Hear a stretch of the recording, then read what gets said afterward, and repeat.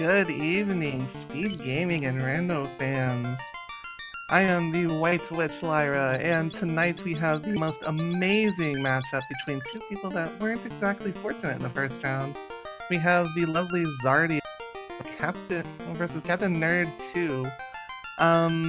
My partner tonight, go ahead and introduce yourself, please. Hey, Lyra, it's Dark Moon. Twitch name Dark Moon Firelight, Dark Moon EX in the Discord. I am here to join you on this incredible little scene we're going to be running right now.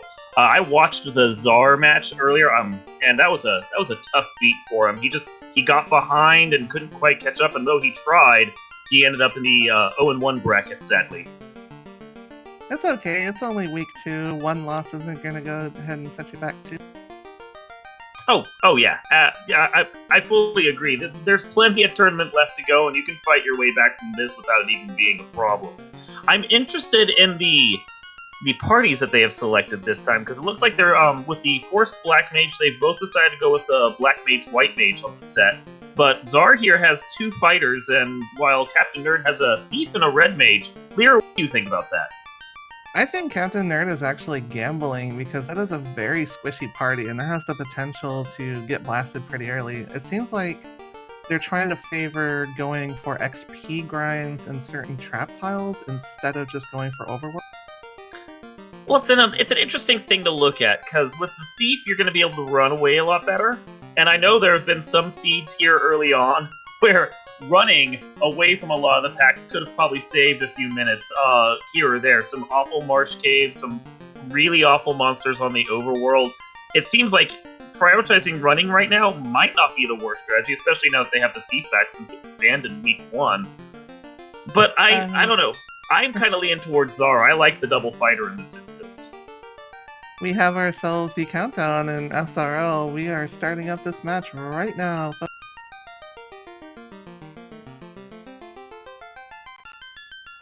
I know they'll go over in speedrun. We're just waiting for it to pick up here on the commentary stream. And we are go. Yep, Czar's making a beeline straight over to the magic shops, hitting the white magic first. And we have exit, and not much else. Looks like Captain Nerd had a problem with having to remake his party, while Czar saw Bane. Exit, Bane, and Rub. That's a little bit tough for a spell selection right off the... It is. I know Rub is a single target. Bane is multi-target, is it not? As I recall, Bane should be multi-target. No, so it's not the best clearance, but it's something. Czar going ahead and setting up for the proper order for our party members, so that way the big ones are in the front and the squishies... Squishy's in back. Also, it certainly looks like right now he's not going for a 2 or 3 man strategy. He's going to keep all 4 of them alive as long as he can right now. That's honestly the safest way to go about it. Again, if you're a fan of gambling, you'll try to get rid of your second or third party members.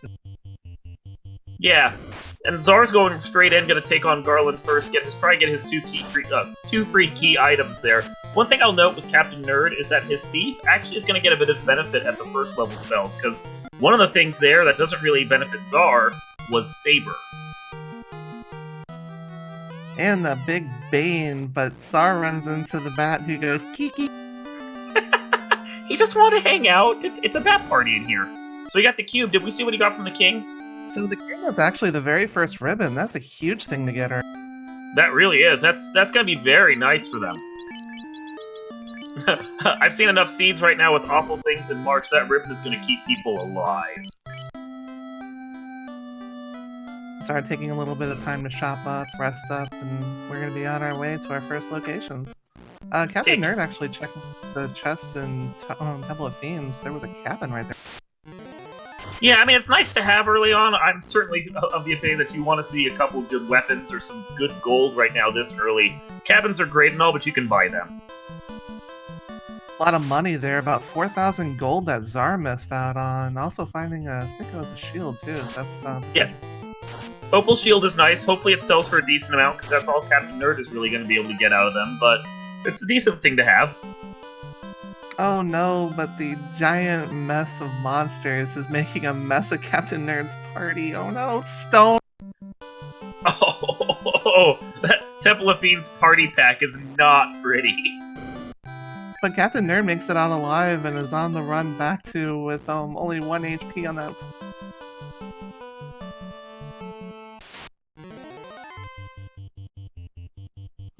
Manages to get back to town alive and well, but completely beaten up in the front. Yeah, I mean, it was Czar a taking a good while to save grind for too. him. Gonna at least get to pocket that money.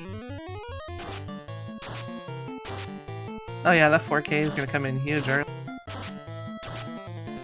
Yeah, it's a pretty chunk of change to have this early on in the game. That's a lot of money for Corneria and Provoca. Even a decent amount for Elfland, although it starts to stretch thin by then. Captain Nerd showing off those huge run stats with that C-Fod.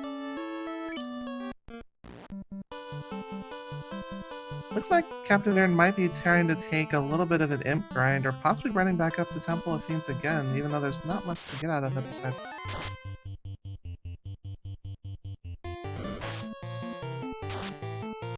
Imps with Dark. Where's Lamp when you need... Lamp spell is the best spell. Czar finding the Mage Staff, some more money, and then the cabin. Pretty much the stuff that he skipped over in the Temple of Fiends, but the Mage Staff is a huge pickup early as well in between. Yeah, this early in the game, it's very useful to have a nice AoE clearing spell, especially when you have to figure that the only thing they had so far was Bane. Sure, instant kill spells are nice and all, but sometimes you just want some damage in order to do things with... Oh, certainly, I would have to agree with that. You're looking at having to deal with some undeads and a lot of other things soon, especially because of that forced march cave and, you know, Topher that we're looking at, or TOF that we're looking at right now. And the Mage Staff, which casts Fire too, is very useful in these kinds of attacks. Super unfortunate turn of events on Captain Nerd's side. Unrunnable zombies and not much out in the way of offense department for that party. Yeah, no, that thief is showing his weakness right now, and with the Black Mage taken down, oof. Oh, and Ice too, that's gonna wipe the party. And he's back to Corneria again. Meanwhile, it looks like Czar's taking a wanderer over to the Dwarf Cave. Dwarf Cave, couple early chests, and we'll see the wonderful Hooray Dwarf possibly as well.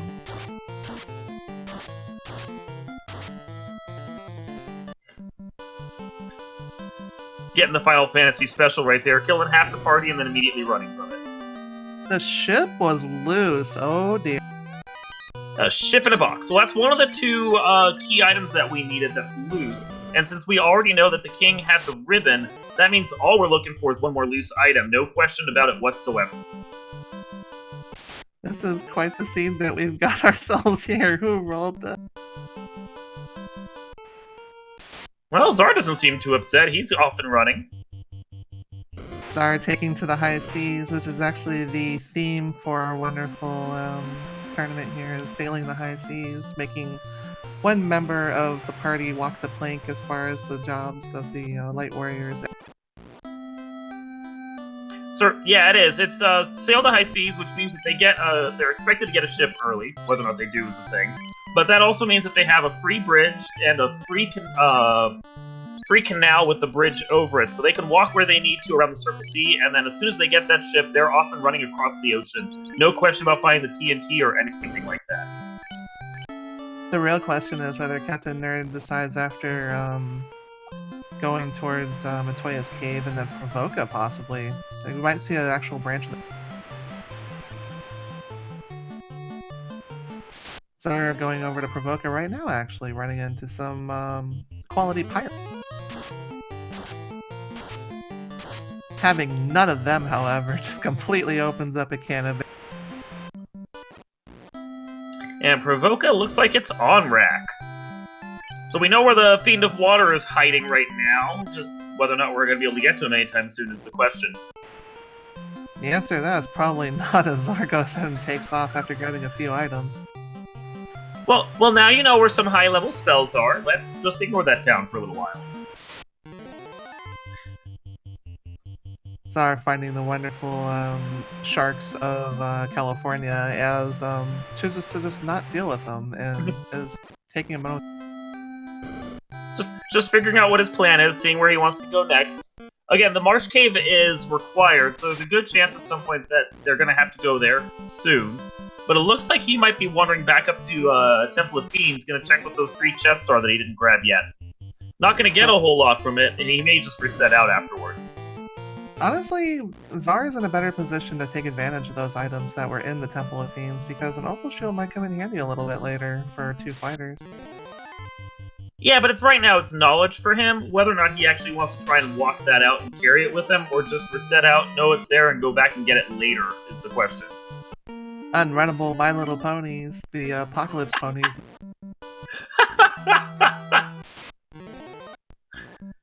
Yeah, I mean, I wouldn't want to fight them, but that's amusing nonetheless. Oh, the creeps have hold. I just saw that before Czar reset up. Oh, that's not fun. Czar First ignores reset, the didn't care about that cabin. The pack of 6 Rurus getting in his way.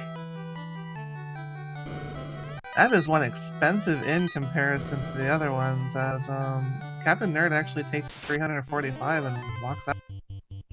Well, that's the problem with having on-rack right there. I believe the prices on it are going to be fairly scaled to where it's at, so it's not going to be a cheap in to begin with based on where it normally shows up in the game. Captain Nerd taking out the Apocalypse Pony pack. It's the giant... The 4 ponies of the apocalypse. I love that. That's great. Indeed, Apocalypse Ponies. Looks like Czar actually walked out with the items. Running into a pack of those dark imps. Yeah, no, I can see keeping the money and keeping the shield, but he didn't care anything about that cabin, and now he's done with it. Now the real issue is whether it was actually more useful to reset away from that cabin or just to walk the few steps back where he was going in the first place. Czar taking a trip to Elf?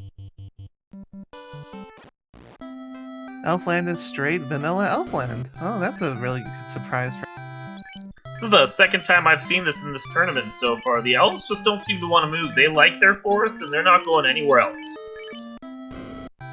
Picks up some silver swords from the looks of it. Gets his fighters a nice little upgrade. And then hawks the short sword so he can use that money for later. Banking a lot on the weaponry of the party as opposed to some of the spells, because... Ooh, is that a power bomb? Oh.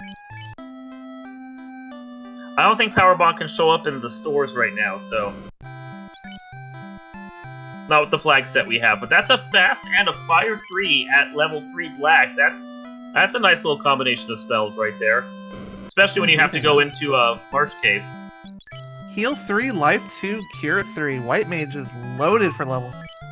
Almost too loaded. You really don't want to see a lot of what you like with Life 2 right there, because you want to have all the charges you can for Life 2. To be perfectly honest, though, with Czar's party, if he chooses to class change, he's going to have 3 fighters or 3 white magic users, and they can all spam all those. That's true. Did Life 2 end up in a fighter learnable spot, did you notice? Would you like to explain to our viewers which is the difference between learn? Certainly. The White Mage has access to most spells. There are certain slots, though, that are unable to be learned by classes outside of the White Mage. In the original game, those would have been the Harms and the Life slots, if I'm not mistaken. However, with the fact that everything is randomized here, spell shops have different spells at their various levels. Various spells can show up all over the place, which means you can end up with a fighter or a red mage learning lives and harm spells that they normally couldn't. However, the permissions on those specific slots are still tied to the same unlearnables for those characters. So just because they can learn life doesn't mean they're going to be able to learn a spell that was at that slot now that's filling in for it. So the question I had, because I'm still learning all the permissions and where they fall, is whether or not the life 2 that's there for the fighter is going to be something that they can learn once they become a knight. That is the possibility that we are going to be looking into a little bit later, as the spells that were in Elfland, there was Cure 4 and Wall at level 4, and then over on the Black Magic side looked like Warp and Temper, which are also really... I love seeing Temper in the first sets, and I believe that means that we have both Fast and Temper on different levels with early slots, so that Black Mage they have is going to be very useful. Additionally, that also means that the Ninja, once the Thief gets upgraded with the Tail, is also going to be able to pick up those spells, because I believe they have full access to all 4 spells at all 4 levels, so that Ninja's going to be able to learn Fast and Temper and be quite a little powerhouse. Czar finding out that the ice zombies are definitely not something to mess around with as he resets out of that, as Captain Nerd is actually sailing the high seas for the... Yeah, he took a long walk over to the Provoca area first to see what the town was. Meanwhile, Czar went and got the ship before doing the Provoca check, so he managed to pick up a little time there. I'd say he's probably about a minute or so ahead right now, although with the marsh caves I've seen in the past, I think we have an early equalizer at times, so any lead that's had right now is not necessarily one that's going to stick around. That is 100% true. Captain Nerd finding out the spell selection here is complete. Yeah, and as I noted, you have to pick and choose with the amount of... Oh, I'm sorry, you were saying? Oh, Czar diving deeper into the marsh cave. Gonna go ahead and come across the wizard floor, which is one of the chests that we need for, I'm sure he is so excited to see that big 9 gold chest. Thanks, game. But, you know, as I was pointing out, that chunk of change is great for Canary and Provoca, but Elfland spells are already so expensive that 3 or 4k is just not enough. So while Czar is off going through the Marsh Cave, it looks like Captain Nerd's going to do a quick check over at Melmond area, see what town we have there. Obviously praying for a level 2 magic at Provoca. So, Czar finding a dragon sword. Unfortunately, it does not summon a giant mechanized robot. But wouldn't it be great if it did? It would make waste of all these seeds, even the ones that Czar himself rolls on the off times from the... Randomizer devs, work on getting us a dragon summon sword. I want to see that. Something worth noting is that Melmond is at Melmond, and Nuke is at level 5. Wizards resisting Bane. Oof, wow. Yeah, the wizards have high resistance to a lot of magic, so while casting Bane is good for a quick gamble, I don't think it's the best strategy. Just have those fighters go at it with their silver swords, because it looks as though the wizards are not that beefy. Yeah, it doesn't seem like they have too much HP, which is really fortunate considering only having the mage staff for a real offense.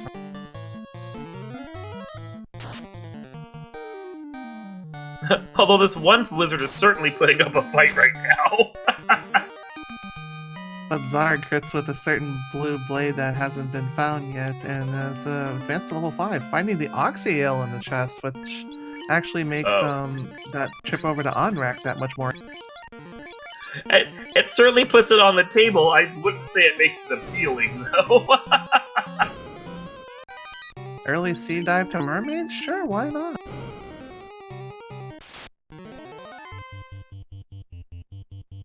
Oh no, Captain Nerd finding the trolls who aren't playing around. They're certainly trolling him. Czar finding a fair amount of money before remembering Exit is actually in play, and chooses to dive back in and check. Good amount of money, and yeah, if he wants to head over to Onrak after this and hit the mermaid treasure room, that's not a bad thing to do. There's plenty of chests in there, no monsters on that floor, a chance at a good amount of items and money. Although there isn't a specific key item tied to that area because Seafloor isn't incentivized there for this set of seeds, it still does give him an opportunity to really boost up his party. Captain Nerd taking a wipe right by Crescent Lake. Those were definitely unrunnable, and he had no choice but to just take it right down. Yeah, those hurt. I can't remember exactly what weaknesses trolls have, but if he didn't have Fire 3 that he could cast, I know Fire 3 would at least be able to do some decent damage to them. Whether or not they're absolutely weak to it's a question for, someone who knows a little more about this game than I do, but... Question from chat, has the canoe been found yet? The answer to that is no, not that we've seen. No, they're stuck, not able to cross rivers like vampires right now. Touching water is actually, acidic to some It's the current undead seed. They'll find that canoe and then be granted holy and finally be able to cross running water. Brains are indeed delicious. We're gonna find out what's in these chests right here. Czar finds an herb in marsh. Uh-oh. He's up 2 key items right now, and that herb is going to turn into a third one, especially now that the ribbon is out of play. And as I recall, that's the other loose item, so I think we've found one. That is, so at this point, he now knows to just go hit the... If he's paying attention like we are, he now knows to go hit the various key people and the incentivized chests that are in play, and then he is in go mode.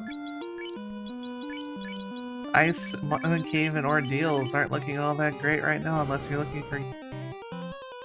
Well, Ordeals is free, and Czar might be crazy enough to actually go in there just the way he is. I mean, I might not do that, but I'm not good at this game, so... But that's the best part about the randomizer, is it's fun for all skill levels, and hopefully y'all will give it a try after you're done, after you see these two lovely people battle it out. That is correct. The mage staff there is getting some good work from Czar, taking out those spider packs. White mage with that ribbon and mage staff, quite the fort. Captain Nerd heading back over to Crescent Lake again, gonna go ahead and try to avoid those unrunnable battles. It does not appear as though he picked up the mage staff, so he's just having to do this with Bane alone, from the looks of it. I just saw a stun gaze right there. That's a big hit to the...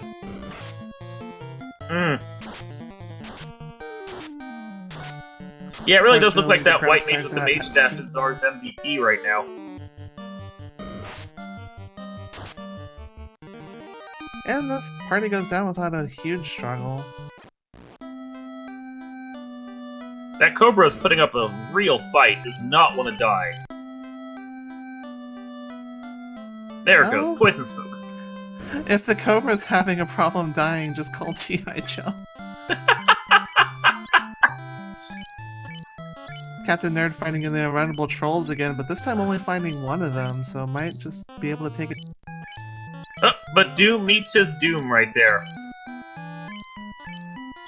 Living up to the namesake. Here comes a Bane cast. Let's see if that lands. Oof. Big shot across the red mage's bow, but the poison smoke takes out that troll. Czar taking the opportunity to go ahead and grab some lovely, delicious spells. Captain Nerd almost hitting Crescent Lake. We're gonna find out what that town is. He at least managed to plunk down a cabin part way, so he could get in a quick save and try and get the encounter table in his favor so he could finally make it to the town. And he's in, and it's Provoka. Prince had the chime, by the way. That's an interesting find. It'll get you into the bottom floor of a sky cave, whatever you want to call it, air tower. And there's another set of good treasure chests there as well. So that's two optimal places at some point to explore and see what kind of treasures are available. Not going to be any key items, because we already found the key items that are floating, but with a Mazamoon and some dragon armors and katanas and other things floating out there in the pool, any armory that you can find to gather up treasures is a good one right now. Chat pointing out Sky Cave is actually pretty valuable, as there's a lot of chest density and a few little floors, and we might be able to see that once we get the floater, which is our airship unlock item. Vanilla Yep, Vanilla Melman with nuke level 5 sitting there when Czar decides to go buy it. I actually really do like the Sky Cave. As much as I throw shade at Sea Cave because it's so long and trying to get up the mermaid floor, that's difficult. Those treasures, at least on the first floor of Sky, are easy to get to. Czar taking down those pirates. We're gonna see what Bicky has, the pirate captain, who is... Oh, no. Forgive me, we're gonna find out when Nerd gets to that. Yeah, he had to go save first, which I don't blame him for. He had enough struggles getting in here. He needed a quick moment to make sure that he didn't die if these pirates had something nasty. Unsafe Pirates is on, or off, so these pirates shouldn't have anything, but still, if they pack a punch or get a lucky shot in... And we get the bottle! Bottle, of course, not going to lead to Oxyel, because we already have that. Key item quest chains are broken up, so as soon as he knows where Gaia is, he can turn in that bottle and see what the fairy gives him. We're just gonna go ahead and take a look at the item shops, looking for the vendor item. Still hasn't found it yet. Czar running around looking for encounters in Melman because town fights are on. Did Nerd check the spells in this town? Have we seen what they have yet? So I noticed the Black Mage casting Lightning 3, so that would definitely be something that was in this town. We haven't seen it.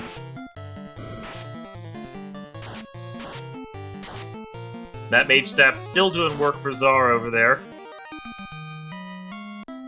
And yeah, as I think you pointed out, Zozo Melmond is on, so it's a good way to get up just a little extra money if you need to earn that for level 5 news. An early buy for a nuke isn't exactly fantastic. It takes a lot of levels in order to get... It may just be the simple thing of wanting to get it out of the way now so you don't have to think about it later. One less step to make when you're back here a second time, if you come here back a second time. Because who knows, once he finds the slab, he may not even need it. That is 100% true, depending on what items we find in what order. Captain Nerd is taking off from Crescent Lake and sailing the high seas once...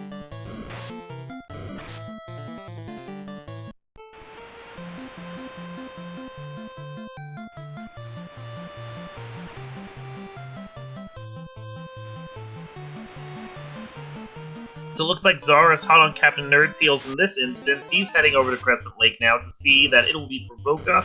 He can get his bottle and find those magical, delicious spells.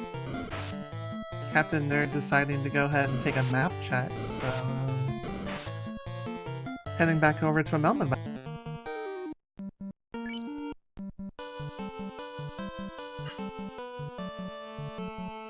Start finding Crescent Lake, you're gonna go ahead and find those level 2 spells and find the bottle, which might be able to turn into something really interesting later, but we'll see.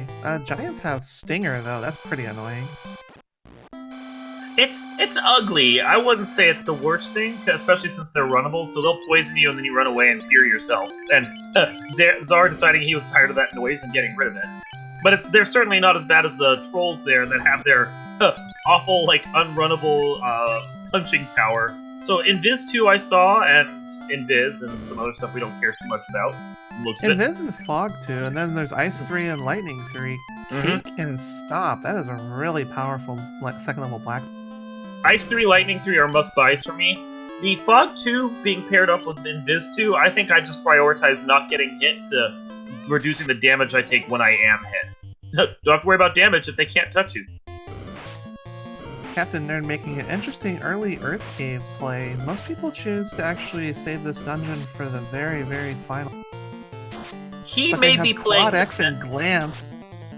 Yeah, he may be playing the meta at this point. We've seen a few races come down to Earth Cave, and he may just be trying to get a floor or two out of the way right now, make sure there's not something lurking in here. Because he hasn't elemental's hitting like a truck. Yeah.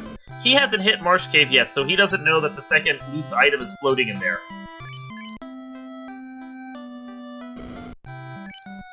Might see how interesting and how deep this Earth Cave dive goes, heading to the second.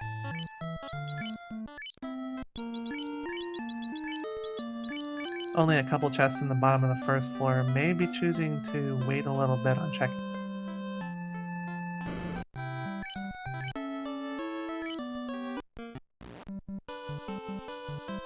As our heads out of Crescent Lake slash you know what town that is. It's worth pointing out that the timers on Captain Nerd and Czar are about 20 seconds off right now, so a little bit of a lead may not actually be what we think it is, too. Yeah, there was a little bit of delay in the timer starting on Captain Nerd's side. Yep. XP's coming out, though. Those things are quite delicious. I mean, for an early grind, they're great to find. They're going to get you a few quick levels and get you ready to start casting those things, like, you know, level 5. Captain Nerd finding the ice armor in the northeast corner of level 2. That's actually a pretty strong find for pretty much nobody on that party, unfortunately. Not yet. Is the ninja able to wear it? I think they are they not? As I recall, they are. We'll see when we get there, but yeah, that's certainly something for him to... Yeah, it's something for him to hold on to until such time as, you know, his ninja comes of age. Soft potion, sadly with no wrestling antics, as Czar is known to employ in his daily. I need to watch more of his stream, apparently, because that sounds funny. Wrestling for days, as Captain Nerd takes out Ice 3 to a whole bunch of poor undead who didn't deserve. They were just hanging out. You intruded on them. Oh, and we got another big chest right there. 3 gold. Thanks, game. That sounds amazing. I don't know what you're talking about. That poor red mage is still kind of, you know... It's just tip mage for the person running his ship. That's all that is. Finding about 2,000 gold in one chest. It's actually not bad for this stage. It's not like it's completely... No, they've already bought most of the magic they do, so that change is just going to get plunked in there for their cabins and tents and house fund. Which I'm not certain if we've seen houses yet and know how much those are going to run them. I believe I saw houses back in Provoca or Melmond, and they're in the 4-digit range, so they're pretty... So yeah, time to start saving up for those. We're living in Beverly Hills today. Rent's high in this seed, that's for sure. Chat pointing out that red mage kind of got drunk and hit the bottle a little bit too hard. It looks like the black mage joined. They're just keeping the floor safe. That's all they're doing. Yeah, I still don't think Captain Nerd has that mage staff, which would have come in really handy against that pack. Definitely doesn't look like it, as Captain Nerd takes another wipe, chooses to go back in, and is heading back to the second floor. Definitely invested in.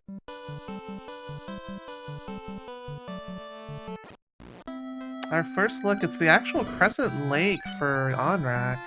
Yep, houses are about 2,800. Oof.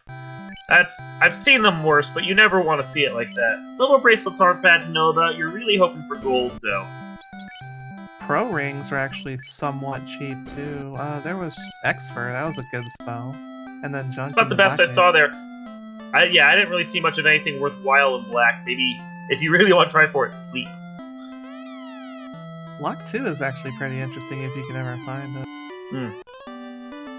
And after 3 quick checks with the confused old men, Czar finds the crown. So that's the next step of the chain on the way for him. Go talk to the kindly old king, give him his crown, see what he gives you in return. Astos will definitely appreciate the return of the jewelry, but kind of gets grumpy after being woken up and will just turn on you. Sporofight in chat is telling us that the Captain Nerd may have actually sold the mage staff, which, if he needed the money, I can understand, but I'm not certain that's a move I would have made. I certainly would have done it. Finding the dragon armor, but I don't think anybody in that party can actually... That is definitely something that no one, including his ninja, can deal with, so that's just pure money for him right there. Okay, and now that we're at the 30-minute mark, we're just going to do a quick little recap of what we have so far.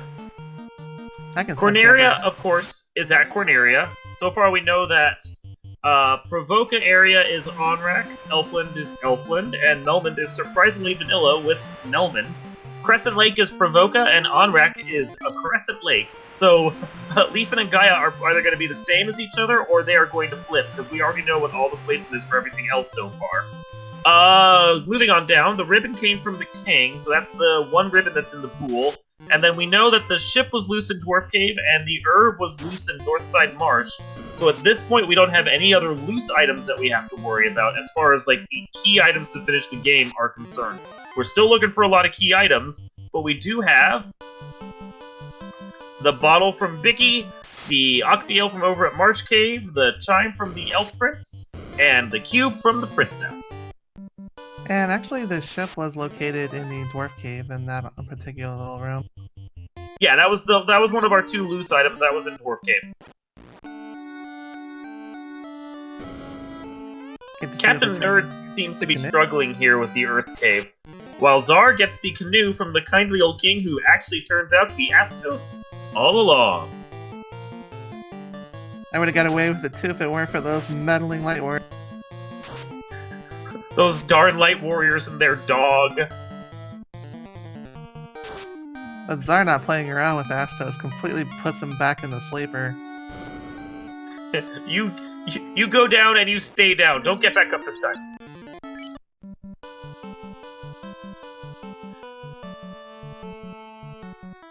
Captain Nerd definitely invested in this Earth Cave. I'm not sure if this is the right play right now, but we're gonna hope this actually pays off.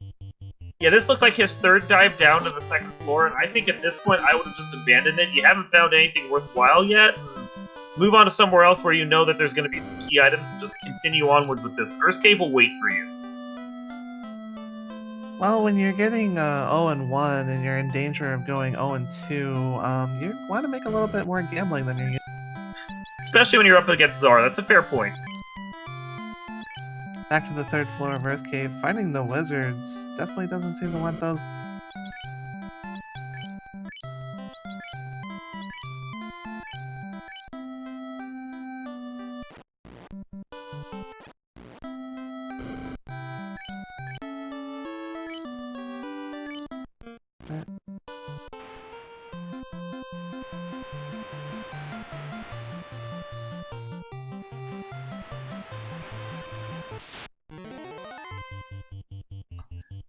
And I'm back. I think my internet went down for a second there.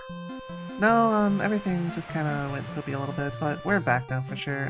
Captain Nerd deciding to go into one of the trap tile chests, finding only 2,300. That's not the thing you're really looking for. No, I think at this point he needs to find weapons he can use, and he needs to find the actual items. Because just going around and collecting all this money is not going to help him out in the end. Not what we'd call late in the game. Vampire. Looks like we're gonna see a vampire check, a straight vampire check even, not just a sneezy.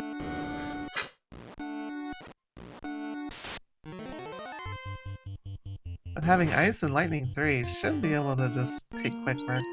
You should have a bit of firepower for this. Unfortunately, doesn't have any of the harm spells to make his light mage better.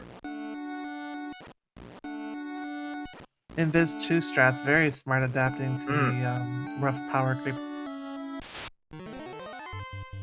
Yeah, considering the overall power the vampire usually has, that Invis is going to play very well, even with just a single charge on it. The vampire goes down, we got the last treasure chest, and it's just money. Earth Cave looks like not making the right play at all on this one, but we're going to go ahead and exit out. Fortunately, we have that, we don't have to walk back out, and we're going to go ahead and head back to Moment and go. I mean, after all that time that was invested in it, I would have plunked down a cabin just to save that, which he didn't seem to do. I don't know if I necessarily agree with that. Oh no, finding the unrunnable undead again. A little bit low on magic charges, but still having enough to probably deal with. Maybe. He only had charges on one of his two mages there at this point. He really needs to plunk down a save item if he has one. I know we've seen cabins in a couple of boxes, so... Czar finding a huge chunk of money in ordeals, nothing really valuable. And the tail. Vanilla tail, even. Yes. Captain Nerd needs to make his way over to ordeals, because that's the only way he's going to make that thief viable at this point. Plunk that on, put his ice armor on, and then get working.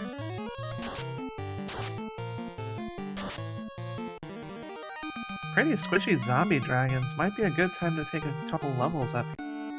I would. I absolutely would. He has cabins. Captain Nerd needs to stay.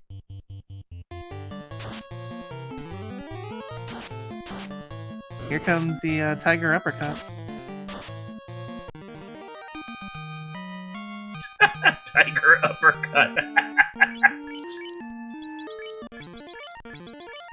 Bane doing work. The safe play that Czar is going to head and make here is probably like going up to like 12 or 13, trying not to miss too many spell slots before converting. I would agree with that plan. I think get yourself enough levels that if you decide to go dive Volcano or Ice Cave next, that you're not going to be so squishy that everything like just steamrolls over you. Captain Nerd playing Superman, going ahead and actually getting back to town. Did you see the save? I mean, we all criticized him for not saving, but he made a fool of us all. He made it. He's there. Gonna be a hero in the shadows and... He's the hero in our hearts. Decent location. Captain, they're gonna go ahead and revive that poor red mage who's been through so much this adventure already and probably will continue to take the punishment for the most of And he's finally saving. Well, I think his goal right now is, even if the other mages go down, he's trying to keep that thief alive so it gets experience for when it's ready to be a ninja. And that's something you will definitely believe it. Captain Nerd getting back to Elfland and gonna go ahead and take a look into that magic shop. Having a ton of money this time around for it. He can buy a few spells. He should be ready to go. Now the question is, when you have a magic-heavy party like that, do you want to go ahead and just buy a ton of spells when you class change too and make a second trip? Yeah, it feels like a bit of a time loss here, but what are you gonna do at this point? He needs to get those spells so he can get up and moving. And the sharks have rave party abilities with hypnotic pattern / trance. DJ Sharky Shark in the house. Bit of a high five right here between the two, right? Question in the chat, is the party composition good? Answer, I think it is. It is super squishy though. You're relying on the red mage to basically tank most of the hits with the heavier armor until later. It's definitely a game.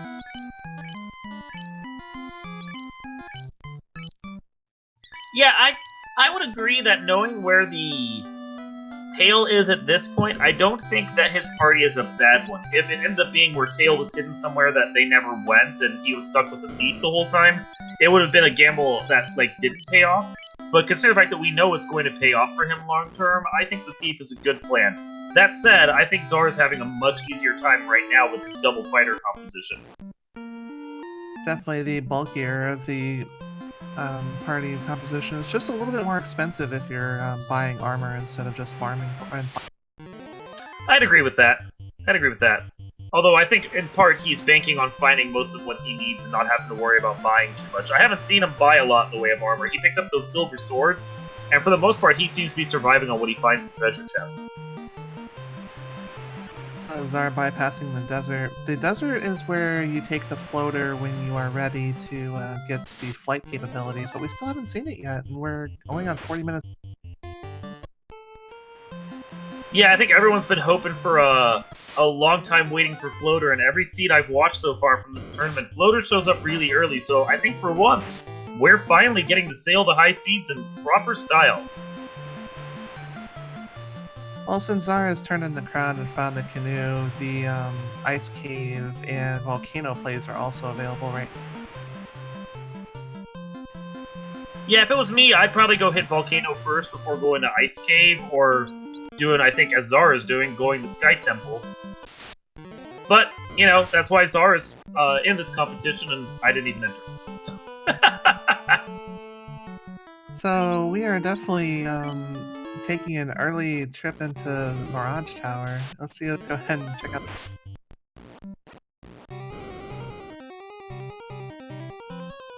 Okay, One Fine Day was asking about what's going on. We're going to do another quick little recap just to let people know. We know where most of the towns are at this point, although we're still looking for Leafin and Gaia.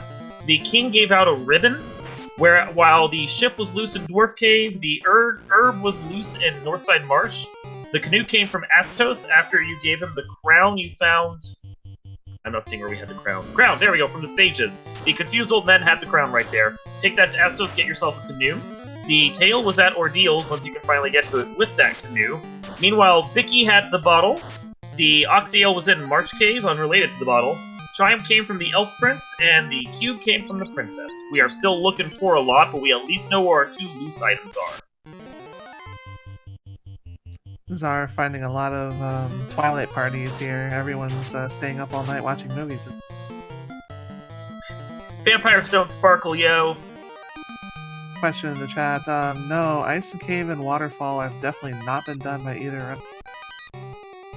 No, and I can certainly see waiting on Ice Cave, because if you find the floater, you can fly to it a lot faster than you can canoe over to it. Right now, I think Czar is just trying to bank on getting treasure chests that Captain Nerd might not, and ones that are easy to get to, so he's going to Sky where there's a good density, gonna pick up what he can, and see if there's anything useful. So far, a Light Axe, which is not hard to argue with at the mid-game. And considering where you're at and having this heavy of Twilight parties, that Light Axe is actually super useful immediately. Oh yeah, No, I love getting that light axe before I have to deal with any of these undead parties. It's a good melee weapon, and it also has like that castable firepower, so you can fling it at the sparkly vampires and make them hurt.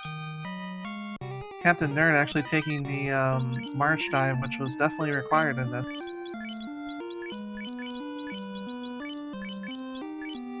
Light axe being passed around. Finding an ice sword is pretty useful too early on. Gonna go ahead and save and go ahead.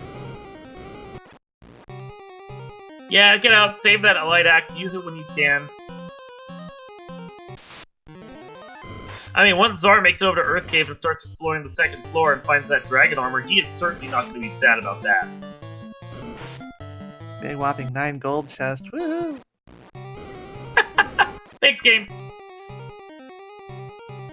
It's being quite stingy with the gold 5 today. digits, there has to be a chest with 1. That's the law of balance. We have found 3 with 1 digit, though. There better be a lot of chests with 5-digit gold. All I'm saying. We did have the big whopping max value chest of 65,000 gold somewhere around this area too, but we don't know where it is.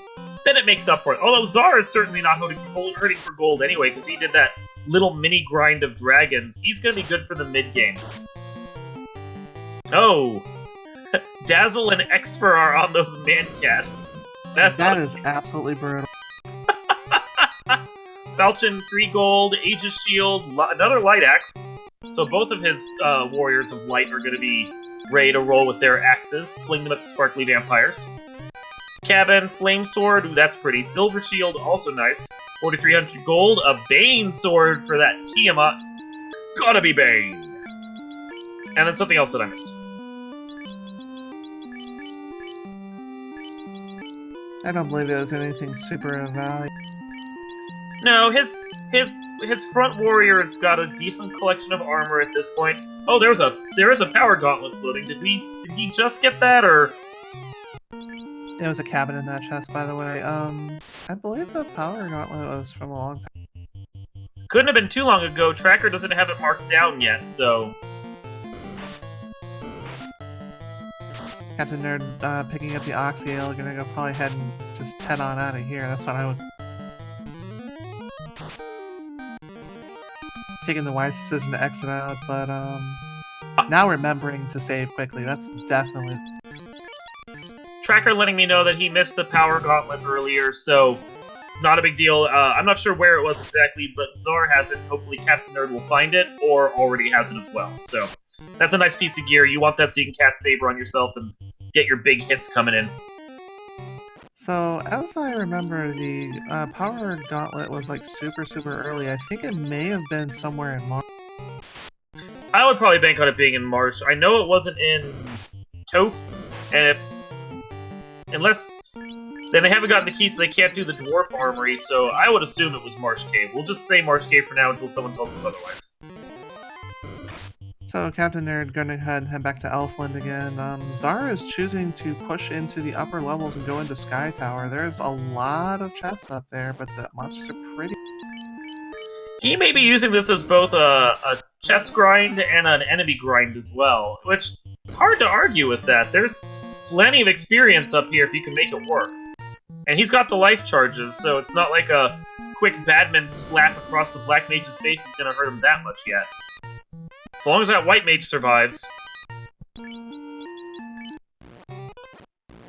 Using the old warp strats, which is definitely pretty quick when you're doing these kind of chests.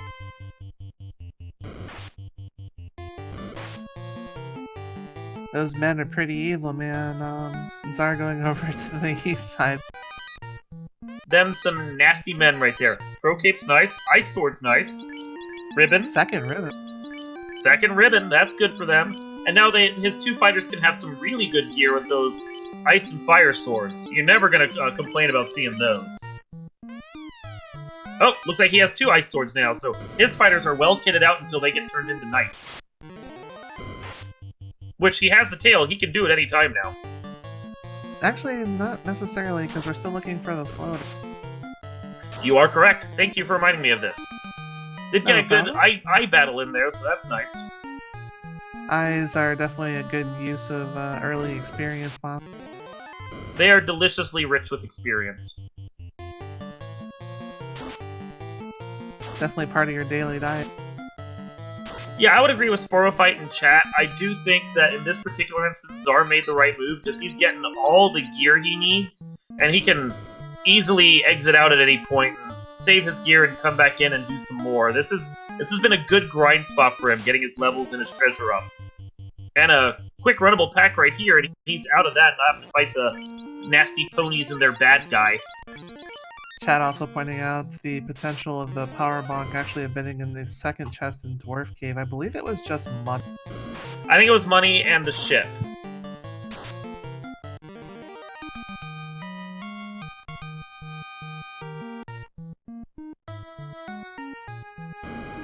As looks like Captain Nerd might be making the play up to, say, on-rack by the looks of the... And that's Czar the finding third another ribbon. ribbon again. Yep. He knows where all three of them are, so his party is well kitted.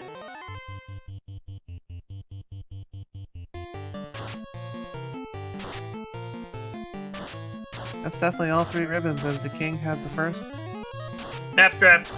We've got map strats over with Captain Nerd. That mage staff is still doing work for Czar.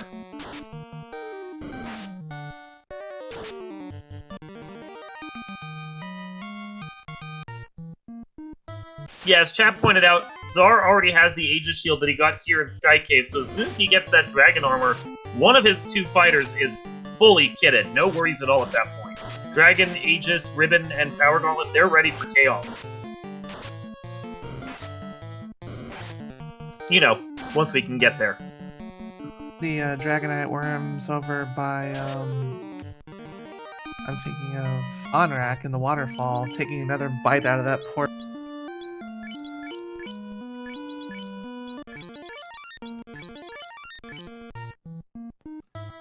So Captain Nerd is over finding his crescent Onrak so he can get the crown from the stages and get on with his quests. I would put Captain Nerd at this point probably about 15 minutes or so behind. He can easily catch up if he makes the right moves, but that Earth Cave dive was costly.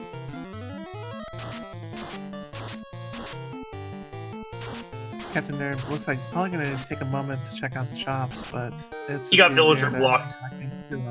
Yeah. Yeah. Faster just to go back in and do it again. Old lady did not want to let him through. At least In the my cabins day, were- we waited.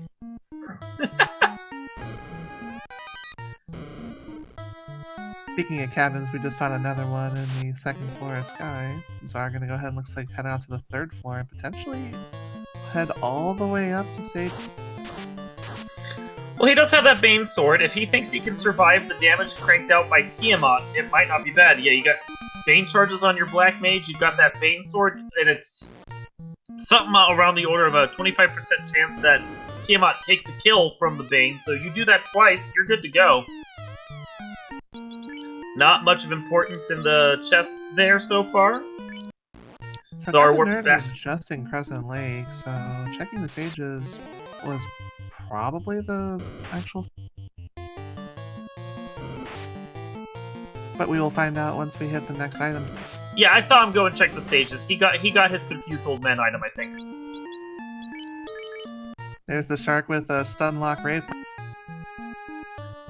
Everybody, check out my mixtape. Power staff, a great source of money. And Zara found a 50,000 gold chest, so definitely well worth the I was gonna say, I think he found a great source of money from all that money. The real question, do you want to go ahead and exit out once you're finished checking this floor, because all that's left there is potentially war mech. I mean, if it was me, I probably would, but I think Czar might make the risky play here. Definitely has the levels and the gear to potentially survive all of that. I think so. I think with the Bane charges and a little luck. But he's walking back to the stairs. He's got the exit charges. I'm wondering what he's planning on doing. Probably heading out away from these rock golems. Ooh, they have Dazzle. The old Razzle Dazzle. All you next knowing up is he's heating up and he can possibly be...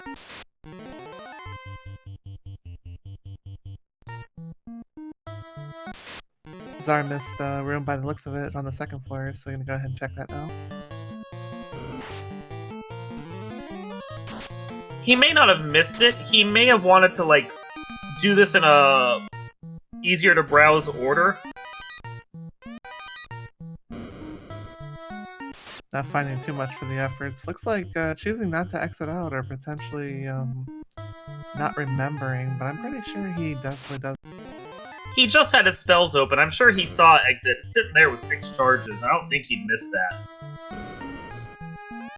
Yeah, it looks like he wants to do the efficient treasure here. He came down one side, used the stairs up, go back up the other, pick up the rest of the treasure chest, and then decide where to go from there. Ooh, Gurmadeuces. They're a nice source of experience. Captain Nerd turning in the crown for Astos. Definitely appreciative, but doesn't like being woken back up and chooses to go crazy on. But Captain Nerd trying to feed Astos a lovely slice of cake. Unfortunately, someone wasn't. And Czar wasn't having any of it. Once he got his items, he got the heck out of Dodge. Personally, he's back on the open seas. Yeah. That was entirely a treasure dive to try and get his knights up to snuff, and he pretty much did it. As soon as he gets that airship from one of these key item areas, he can go change over at Cardia. His warriors will have their opal shields on, they'll be all set to roll, start getting their charges. It was a good play. I can respect that play. It's like Czar taking one of the entrances towards Ice Cave and Volcano. I think at this point, because Ice Cave is incentivized and he has the levels for it, he probably is going to want to go there first. Oh, obnoxious grumps with slow, and it looked like also another spell on top of that. They are just there to waste your time. It was stun gaze. But having 3 ribbons, stun gaze isn't too much of an issue. Nope. And he's looking for Ice Cave at this point. He's beelining right towards it. Definitely a decent play over Volcano, because since Volcano's a Fiend dungeon, you may not want to just head right over there right away. You want to save, and it's definitely taking the interesting. No, at this point, I think he's prepping to be go mode on most of his areas at this point. He got more than enough treasure for everything. And Ice Cave is not a bad play at this point, considering how many undead there are in this cave. You're looking at 2 light axes and a mage staff. These are all going to suffer real quick from those things, because mage staff has been wrecking face this round. And thankfully, the wizards are at least runnable. Indeed, indeed. Captain Nerd on the wonderful path where waterfall is actually most commonly.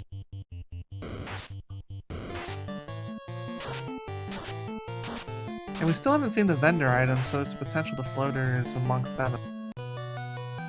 Yeah, because right now what we're really looking for to finish the game is the loot, and the key, and the rod, the floater, and yeah, we've gotten everything else we need to get into the dungeons. So it's those key items right there, and probably a few of them are attached to these quest chains that need to be fulfilled still. So, Bottle, for instance, these get turned in once they know where it's at. Things like that, and that as soon as they can figure out where to go and what to do, they'll be off and running.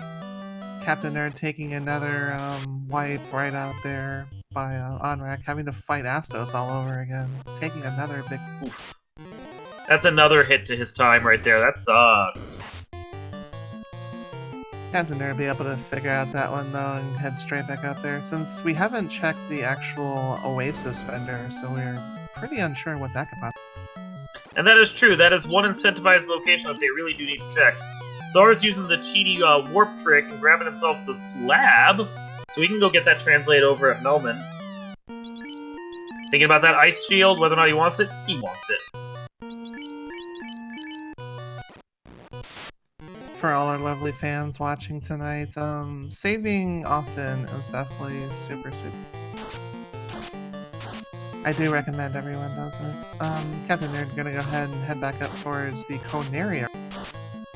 Yeah, the biggest thing that has improved my times in this game since I started playing it is making sure that I save regularly. Just every time you get to a dungeon, save, and if you make enough progress on the overworld that you think you might hit an encounter that's going to kill you or be unrunnable and waste time, just pop a tent or a cabin, get yourself a little further along your path, and then you can reset out of fights and get back on the run again. For what it was worth, there weren't a whole lot of tents or cabins really early on. We didn't find those until at least like Elfland or so there was definitely white potential. True, in the early game. Yeah, but we're far enough into the seed at this point. I would hope that they're all buying real estate and getting ready to roll. Opal Gauntlet for some money. Well, that or because he has two knights, he may just decide to pop it on one of the two of them while the other takes the power gauntlet.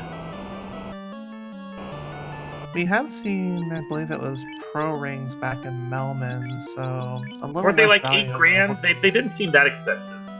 They weren't. Yeah. As Wab points out in the chat, always be camping. Clear sword, 1600, 92, a heal pot, and a pack of frost wolves. And radioactive frost wolves, since they're nice and bright green.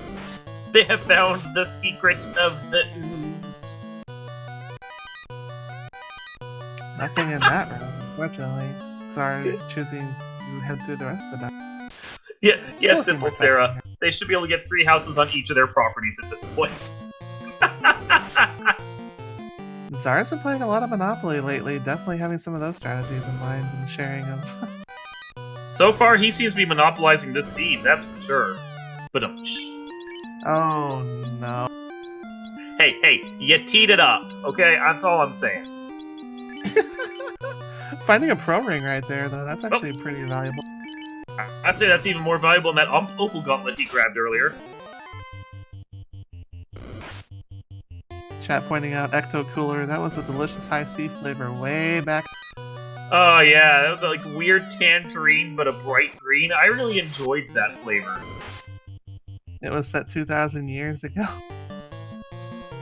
Well, okay, so since chat is asking, we know that the floater isn't in one of the 2 loose items, because those were the ship and the herb. We know the sages don't have it because they had the crown. The king doesn't have it because he had a ribbon. Astos doesn't have it because he had the canoe.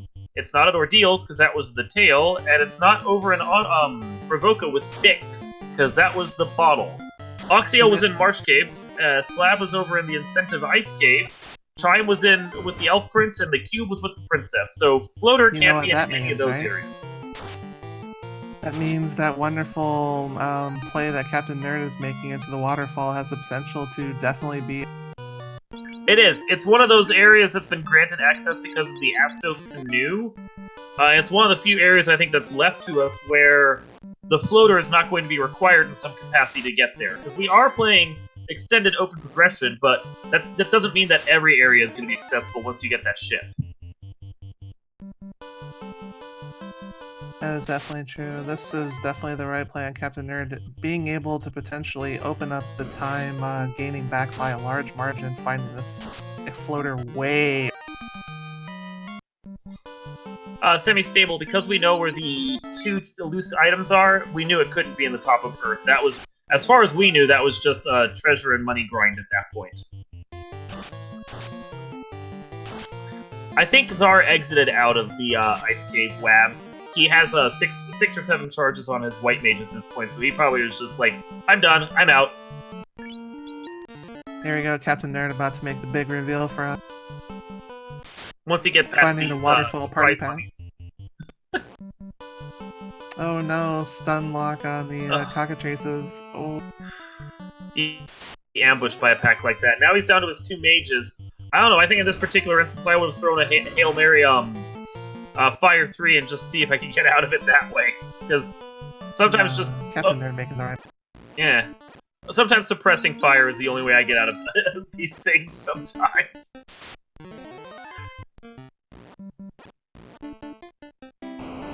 Oh, Captain Nerd finding the key instead. Key is nice, but there isn't anything incentivized tied to the key. You just need that to get into Topher.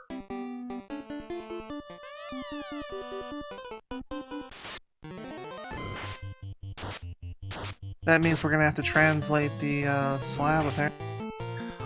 Czar is still checking every chest he can get. He has really good gear. I'm wondering if he realizes he's found both the loose items. Oh, when you have a big floor like armory like that with a lot of chests on it, you just kind of want to check them out of... I mean, checking the armory I agree with. I don't know that I'd check all these loose chests here once I realized that both the loose items were found. And he's not interested in the EXP, so this isn't a experience run at this point. So I'm probably thinking while we're in the volcano, just go ahead and grab some Agamos. That I can see, although he's not interested in the EXPs, and a 4-pack of EXPs like he's going for is worth more than the Agamos. Definitely going to be the interesting play here, as Captain Nerd is definitely headed along the river. Another unrunnable formation of Frost Gators and Giant Fish. If it's not key items, there can't be much else that Czar is searching for unless he's really desperate to find that dragon armor, which, as we know, is in Earth Cave, but that's about the only thing I can think that he's searching for at this point.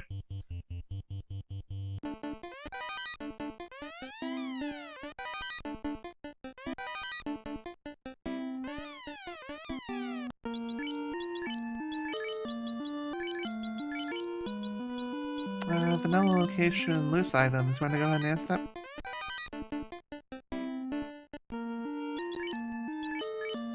Because we did find the ship in Dwarf.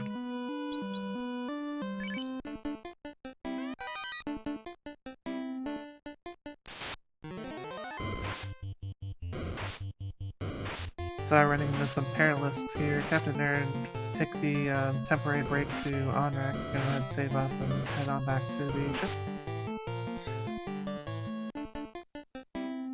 Still haven't seen what the vendor item is, or the Oasis, which we're headed up there.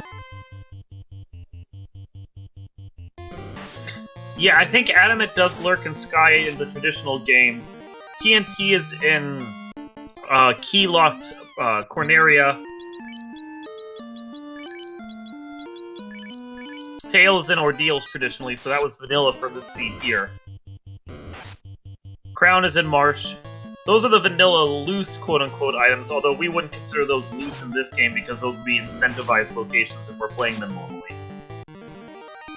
Czar choosing to take the heal helmet inside the second floor and actually grinding on fire elementals instead.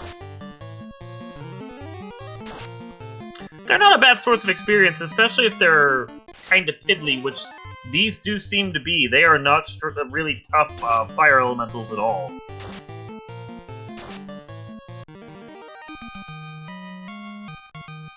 So we found the loose items. The ship was Dwarf Cave, and Marsh had, it was the herb, I believe it was, and then the Oxyel was in the west. I believe so. I think we've talked to everyone that can give an item at this point. Oh, they haven't talked to Sarda yet. So, have they? No, Sarda's locked behind the ribbon, or excuse me. So there is a slim chance that if they go to Sarda or if they go to what's her name, the witch, that they could find a loose item. I think because the cabin, one of them could become loose and a cabin could get inserted for it. But I think the chance of that is very low. And if it was me and I was worried about that, I'd go and run as many of those checks as I can right now just to get them out of the way. Seems like a prime strategy, as Captain Nerd is going to go ahead and probably make the trip north. Well, you've got that canoe. Yeah, I can't blame him for this. And if he's going to be pleased, because he's going to get that tail to make his thief viable. Pro Cape on the third floor of Volcano is actually a solid pickup. I guess this would technically be, what, fifth floor? We've already been to Ordeals one fine day, so we know that, like, any of the loose items that we're really looking for probably aren't here. I don't think there was a lot in Ordeals, just a big chunk of money and then the tail.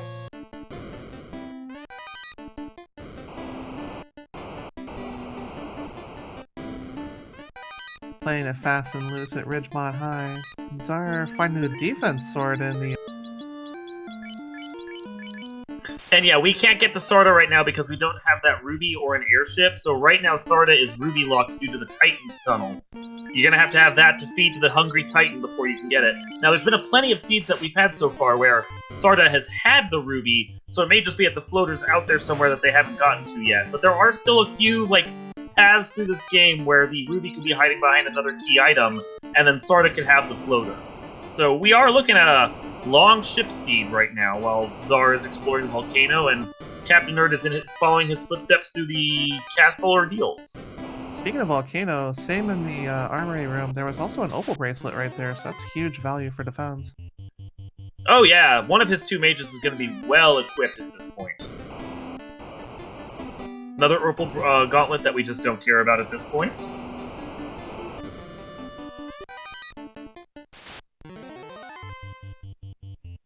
First of our Agama fights.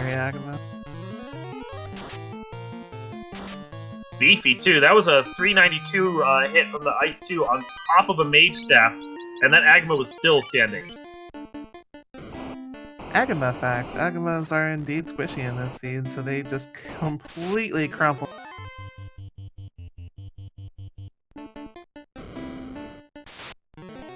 Here comes a check on the red dragon chest, which is locked behind 2 encounters.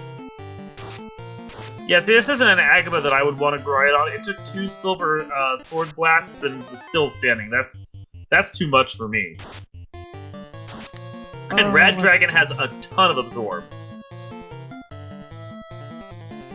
Czar not wanting any part of that, I don't blame him. There's a heal staff right there, so that's 2 heal items. That'll help. There are certainly some instances where you will use those instead of worrying about burning through your heal pots or heal charges, because they're just convenient. There's aren't a lot of instances where I really rely on them, but they are nice for that occasional time where you're stuck in a pack that you can't get from, but they're not doing a ton of damage to you. Captain Nerd running into the Nightmare Moons as we prepare to fight our first fiend, Carrie, the Mistress of Fire. Looks like we're buffing, putting on the Power Gauntlet, and then it is 2, and throwing out a nuke.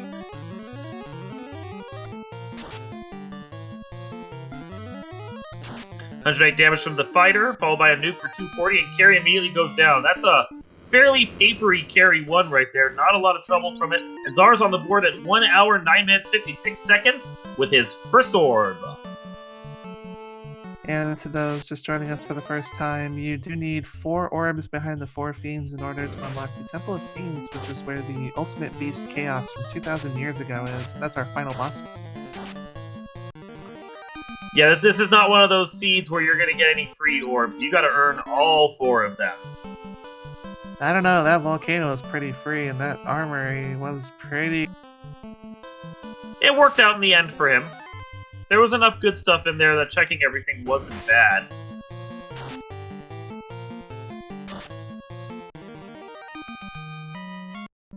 Captain Nerd making the ton of money check and go ahead and pick up the tail right here. Now the question is, will Captain Nerd actually decide to use the zombie dragons in the same way Czar did? They were fairly squishy. It's a good time to get a few quick spells. He's at least gonna take this one. Since they're unrunnable, has no choice, but again, you are right, they are very, very... And the benefits of having a multiple mage party is you have the ability to just blast things into oblivion. Chooses not to take the tile from her. No, he wanted out of there. He probably feels behind. He wants to start making progress and catch up to Czar. Although he does not have the levels that Czar does at all.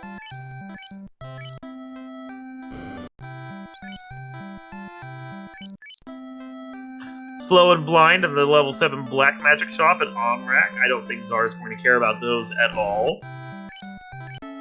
Captain Nerd picking up something that we didn't see earlier. The Adamant was actually a pick.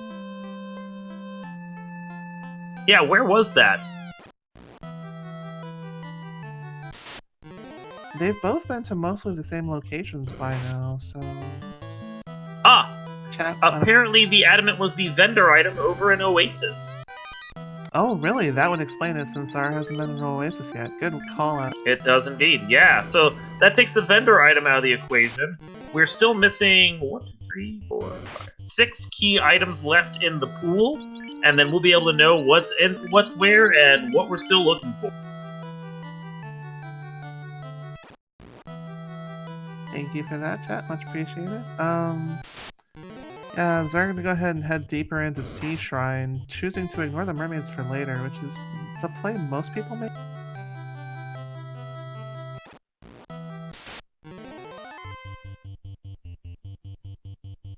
And looking at right now, we have 2 key items that can lead to 2 other key items. So there's still a couple things floating out there that we need to assign before we know how this seed's going to play out.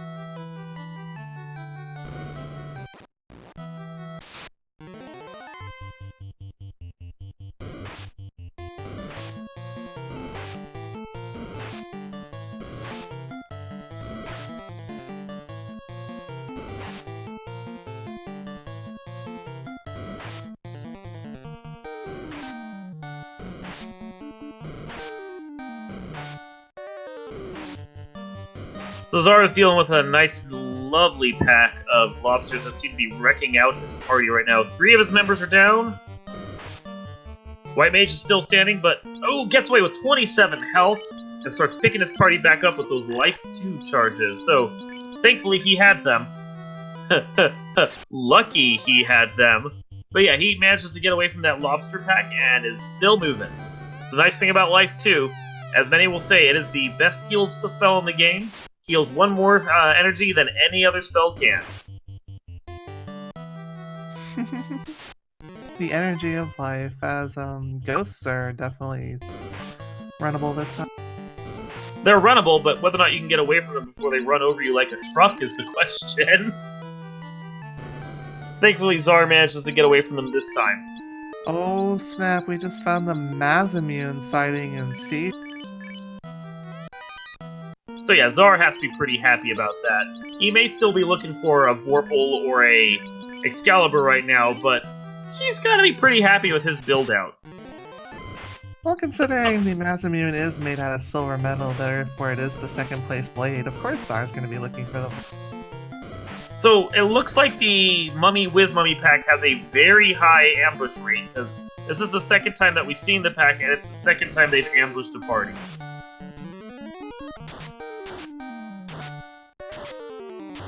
Czar choosing to use some spell slots to take care of those gigantic undead, which is actually really smart. Yeah, I would. I absolutely would. And it was good experience, too. I mean, that's a 4-person pack he has right there, and that was over 2,000 experience. That's a nice deal right there. Captain Nerd running into those unrunnable fishy. Yeah, chat, the routing on this is going to be very strange because there's no airship yet in sight, so they're having to improvise sea strats that you probably wouldn't see normally. Something's going to have to give eventually, and Czar has definitely checked more chests overall. Unfortunately for Captain Nerd, he's going to places that Czar has already been, so while he's going to get the key items that Czar has, he's doing it like 10-15 minutes behind him. Earth Cave was definitely the sole exception to that, but as we saw, Earth Cave was not valuable in the Slidos. Except for maybe like 2 chests on the bottom of the 1st floor that weren't checked, but those generally aren't. Yeah, Captain Nerd found a lot of items there that aren't really useful to him. They'll be great for Czar if Czar finds them, but not so much for Captain Nerd.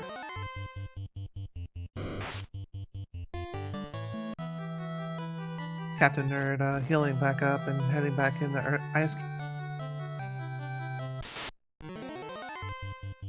Ice Cave going to go ahead and give us the slab a little bit farther on down, which can be turned in right now if you really feel like going back to Melbourne for now. And here are Czar's friends once again, immediately wrecking that Black Mage. That was the first hit that they decided to take, and they just knocked him right out. Choosing to use a Cure 3 charge on the same slots as Life 2 as opposed to Cure 4 on the level 4 by itself. It's a big question. A little bit of a risky play, but we've definitely seen a lot of risky plays from Captain Nerd, and I admire the enthusiasm. Oh yeah, he's going all out. He knows that he's behind, and he's just like, I am doing this, I'm taking this out right now. Hell or high water. Ooh, we've got a nice experience pinata pack that Czar is running away from, the Gray Shark Big Eye. Czar must really feel comfortable at this point with where his levels are at.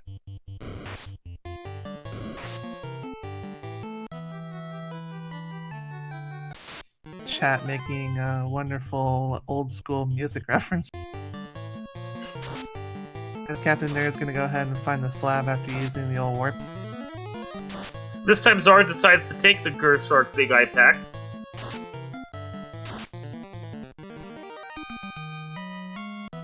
As you can see, another easy 2,000 experience for his party.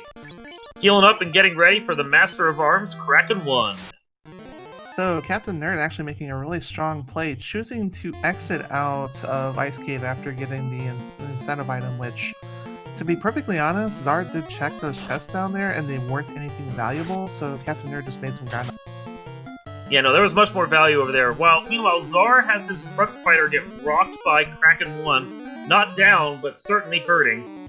On his knees with 97 health, he's pumping up charges, getting himself continue to be ready while he dumps more charges on his fighter. Really wants that fighter to be able to just, like, go in there and slap Kraken around like it's nobody's business. Getting knocked back down, getting up again, never gonna keep... Well, that Black Mage enjoyed his time awake, now he's asleep once more. And then Kraken gives him a free turn with some ink. Invis 2 charges come out.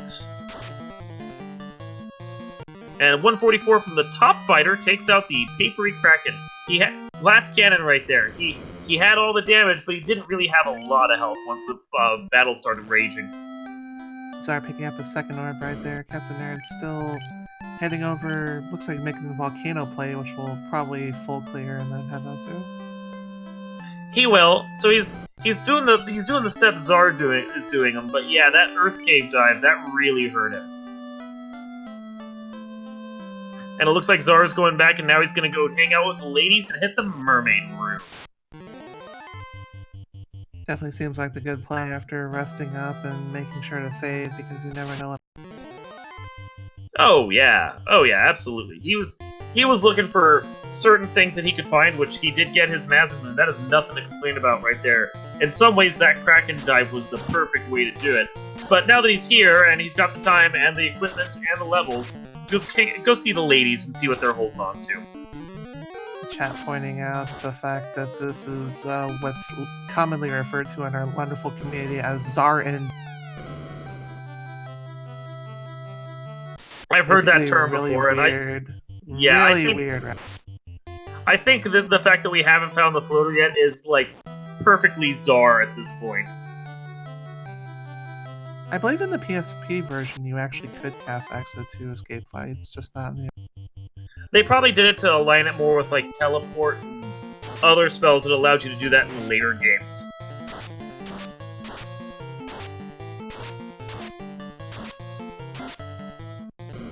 Czar does have a path that he likes to take, chat, so this is just Czar routing. He may not want to do Waterfall, he may not want to do Oasis, he's got certain things he wants to check, and he's gonna do it no matter what.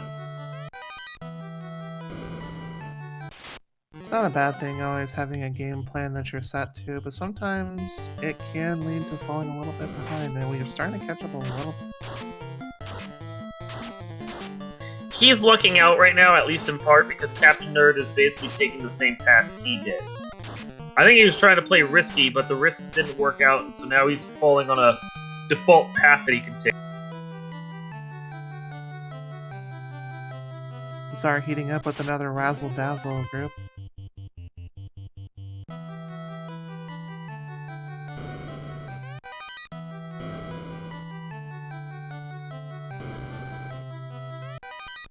Czar definitely checking every single chest, which isn't a bad thing, it's just a whole lot of... Yeah, if he's still wanting to find that dragon armor, then I can see why he's doing it. Like, beyond that, though, there's very little that's really going to be worth finding now. And he's going to go hang out with the mermaid, so he's going to want to check everything, but I don't know at this point if I'd make this play. It's going to work for him, because he's got enough to lead on Captain Nerd, but I would feel like I'm bleeding time at this point. Well, you're sitting at 2 orbs at 1 hour 20. You feel like you actually have some sort of progression going. It may start to feel like you're ahead at this point. I mean, in the 0-1 category, certainly, but considering some of the people that we have playing in this tournament, it like at 120, I would want to be just solid go mode now. Like continuing to check chests at this point would make me very nervous. Captain Nerd gonna go ahead and do something Czar hasn't done yet. It's actually turning the... Once he gets past Zozo Melman.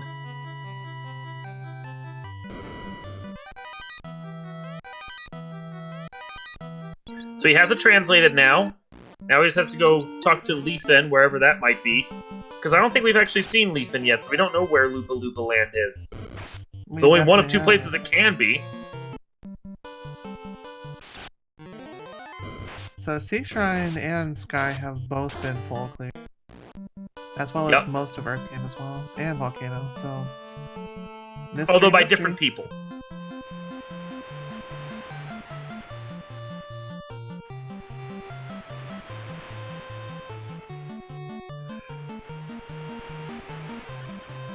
Now Czar is off and running, trying to find the next place to go to.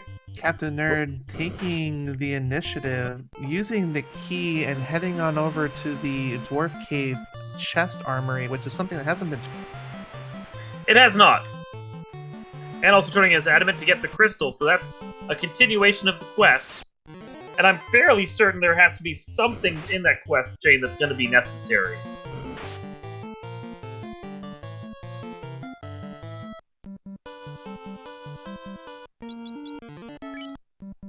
Opting not to go for the Hooray Dwarf, finding some money so far. We also have a house. And a lot more money. It's literally just a... Yeah, it was a money grind at that point. I'm sure he's not happy to see that, but what are you gonna do?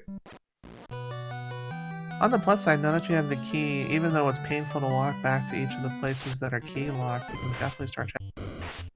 Yeah, and Czar's gonna be in the same position soon too, because he's making the play on Waterfall, which means he's gonna get his key from his robot. Captain Nerd probably going to go ahead and check the town key areas before heading on to any of the dungeon ones. And considering the fact that Czar has been full clearing everything, he may decide to do the same after Waterfall too. Whatever he's looking for, he's probably going to hit every place he can to get it. Definitely evens things up a little bit more, even though Czar does have two. Yeah, for once he's in the lead on something, which means that when Czar comes back, he's just going to be giving time to Captain Nerd if he does the same clears. I personally think this is actually the strong play on Captain Nerd's side. The crystal was from the adamant. Yeah, I think this is something that Captain Nerd would have to do, because he's got to know he's behind because of that Earth Cave dive that didn't pay off. Yeah, probably the need to think about doing stuff that Czar might not do, and clearing areas that might not have something but could prove... Well, it might have something necessary but could produce something useful. That's not a bad plan right there. If there's a Mazamoon, which we know isn't, or like an Excalibur or something lurking here, then it's a good play to make, as he takes the slightly longer path to get up to the treasure chests. Yes, the third map check of our wonderful run here, so... Headshots!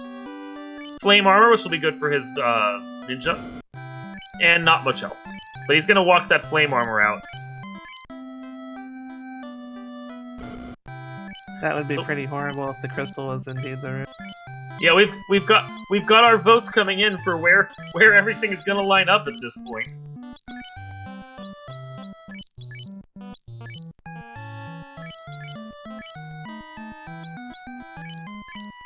Was that an opal chest cell? No, that couldn't have been.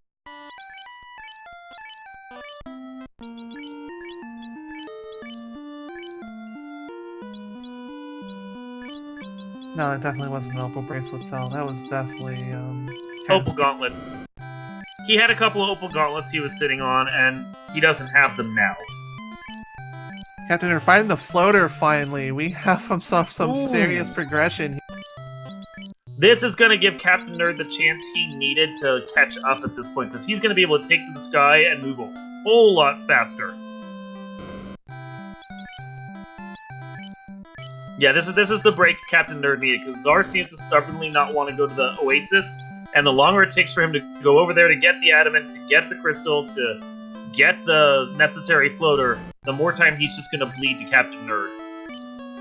Chat's starting to rally behind Captain Nerd by the looks of it. This is going to be really interesting.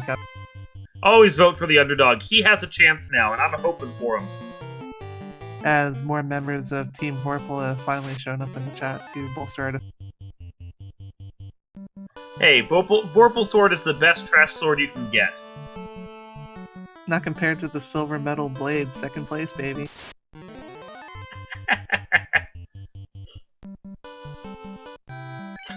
Vorpal Sword is great until you get just about anything else. I don't know, Vorpal would definitely be something a Captain Nerd would definitely be happy to see it. Oh yeah, no, for him it's going to be a great sword, because he's limited to katanas and Mazamuns and Vorpals, so depending upon what he gets, if he can find a katana, which I don't think we've even seen one yet. We know where a Mazamun is, and we're hoping for either a katana or a Vorpal next, and then he can get out his two front people and have a couple of decent damage dealers. Vorpal would definitely pay off much better for Captain Nerd than it would for Czar at this point. Also, shout out to the bit drop. Thank you for the donation. Much appreciated. Yes, thank you, Animaniac. Or, sorry, Demon Cord. I misread the name there, I'm so sorry. You totally didn't misread that. Mwahaha.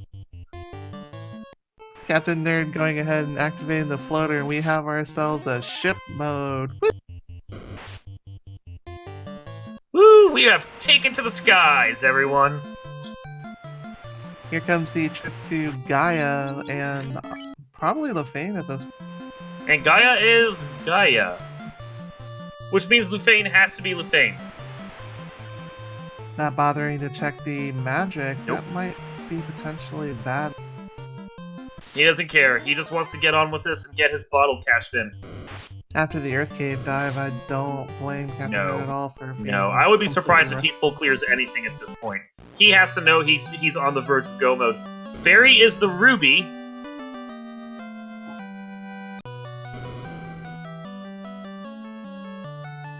Czar that finally puts- finding the adamant. That puts TNT, Rod, and Loot in play, and with the slab knowing where that is, I think at this point we pretty much know that Ruby is going to lead to a Sarda that has something, and then the Lufanish are going to have the other one, so I'm going to stake it that Ruby was probably required at this point.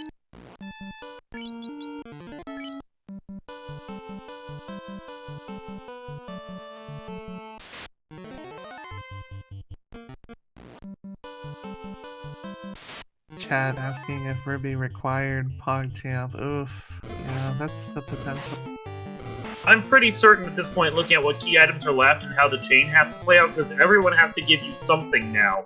More than likely that Ruby is required, as far as reaching Sarda is concerned. Oh well, no, Captain Nerd can fly directly to Sarda. So, no. I don't think that Ruby is actually required now, Yeah, it wouldn't be now that I'm actually putting it all together. Got a Captain Zeus Nerd Gauntlet pickup over from practically Captain Nerd. Zeus Gauntlet, fine though. It would have been much more useful to have that earlier, but you're still not going to complain about some free Lit 2 charges. Absolutely. Finding a ton more money. Czar has his floater, so he's going to be... give it 3 minutes or so behind Captain Nerd on getting his floater cashed in and getting his airship. So it's probably not the big lead that Captain Nerd needed, but it certainly helped him some. Picking up a white shirt from the Dragon Stash. White shirt is worth walking out. Trailor, I'm not certain that there, or Trelior, I'm sorry. I'm not certain that there can be a loose incentive in Titan at this point, just looking at what's available and where everything has to cash in. Unless somehow we have someone holding onto a cabin, I'm fairly certain that the Titan's just gonna have a big wad of stuff that no one cares about. As I remember right, Captain Nerd has indeed gone to Ordeals and picked up the tail because we saw the second run of Dragon Zombies, so that's a potential play right here, right now. And that looks like the play. Yep. That is, we're gonna have the Red Pajama Party over on Captain Nerd's side. Looks like Czar is heading over to Gaia. Gonna go ahead and turn in for the Ruby right there. So yeah, he's following the path of the quest items as well, so he can get those banged out and see whether or not he's in go mode. Quad X level 7, and bruise. That's actually pretty interesting, but it's only on the white mage. Yeah, you don't want to see that the level it's at. Ignoring the other magic shop right there and choosing just to go straight to the ferry for the wonder. Well, those top ones are level 8 spells, and at this point I'm not expecting that he thinks he's going to get enough charges of them to make them worth it. Seems like a pretty strong play, honestly. Czar going ahead and just exiting on out. Heads over to... Yeah, at this point with the spells he has in his bank, there can't be a whole lot that he'd be willing to risk spending the time to get those level 8 spells. Now this is curious. Czar floating away from the Zardia Isles / Cardia Isles and not choosing to class change right immediately. Well, aside from the Aegis Shield, he hasn't found much that would make his fighters need to be knights, and it may just not be worth it to him at this point to spend the time on it when he has better things he can do. I would argue against that for the simple fact he can start getting spell charges on his other knight. What levels are his knights at, though? Starting to get into low to mid 20s, so probably won't see too many charges, but... Yeah, and that might just be his calculation of how many more levels are these guys likely to get, because they only need 4 more levels for like a Mazamoon break or something on those lines. It's considering how long it's going to take to get those levels, it may just not be worth it. Here comes the starter check finally at 1 hour 34. We're going to go ahead and see what's there. What does our lovely hermit have? It is the rod itself, so that was definitely... Yep, vanilla rod. So, one more thing to scratch off the list.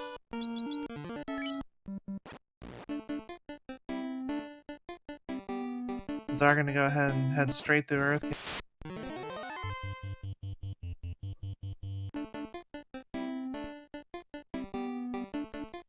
Can we see a Titan check? We think we are.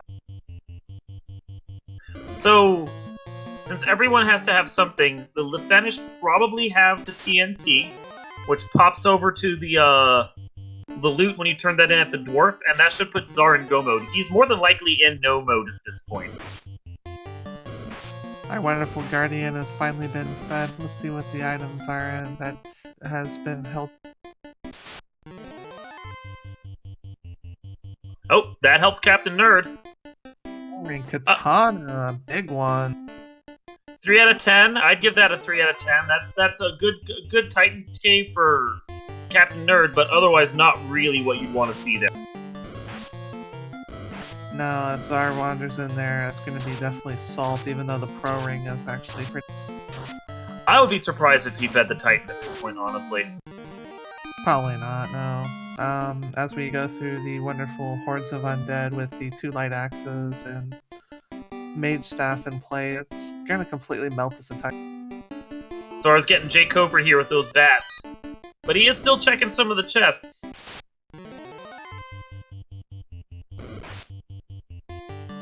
Well, that chest right there with the 3 gold in it, it's in the way. You're not losing much by checking it. It seems like a decent play to make, and you don't have to fight any.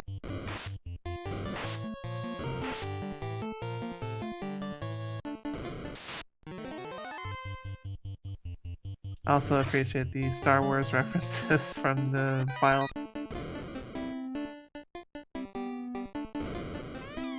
Captain Nerd picking up the rod, and we are not that far behind. Might be considering going straight back to Earth Cave, and this time going straight for the... So now Czar is progressing farther than Captain Nerd has made it into Earth Cave. Pointing out to the chat there, yeah, the monsters are various memes of the community for some remnant. Yeah, it's one of our fun percent flags. So considering the fact that I don't think I saw Czar pick up that dragon armor, he's more than likely not going to get that. And for the most part, it looks like he's just largely hitting greed chests.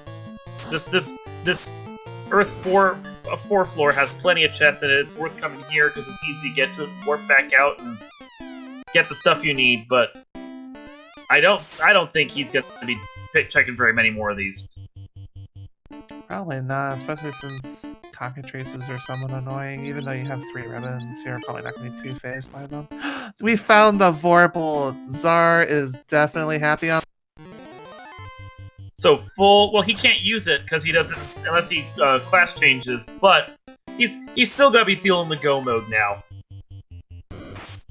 Yes, chat. Get your Vorpals out.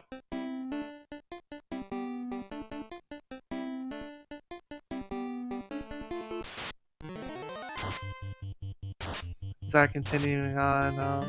Gonna go ahead and wait on the class change until after Lich, but Lich isn't really a big deal right now. Oof, yeah. Hold Blizzard Treases. These are Hold Blizzard Blaze Treases. These are awful birds. With slow as well. These oh. Thankfully they don't hit for much, but they are otherwise really ugly. Woe be to any party that chooses to fight those things. As Oh. Czar continues on and successfully escapes for them, Captain Nerd straight.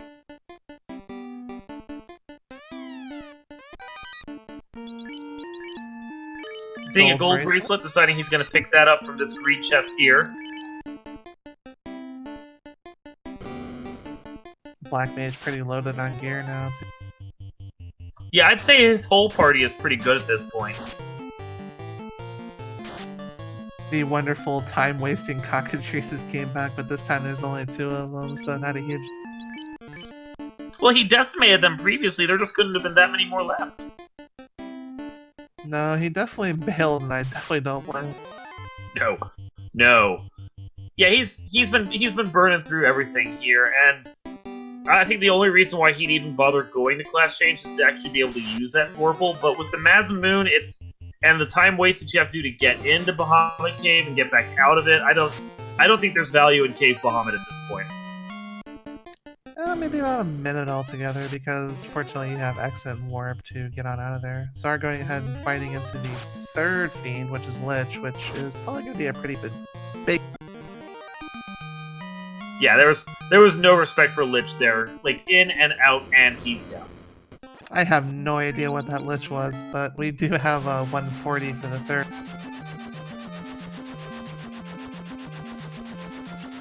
One more to go, and Czar is definitely full cleared Mirage and Sky, so it's just a straight trip up as well. And he's making a liar out of me. Clearly I can't predict Czar, because he apparently found value in Cave Bahamut. So he's going to go make sure that that Vorpal gets to be used. That's because you're not a believer in the power of Vorpal. Shame, I'm not. Shame. Nope. I mean, I won't throw it away if I get it. I don't want the curse. Captain, they're going to be super excited for that ninja actually getting the ability to have, oh dear, find the Blizzard cock. and they were not pleased with his party. Oh, not getting able to run away. Oh! And he's stun locked right now.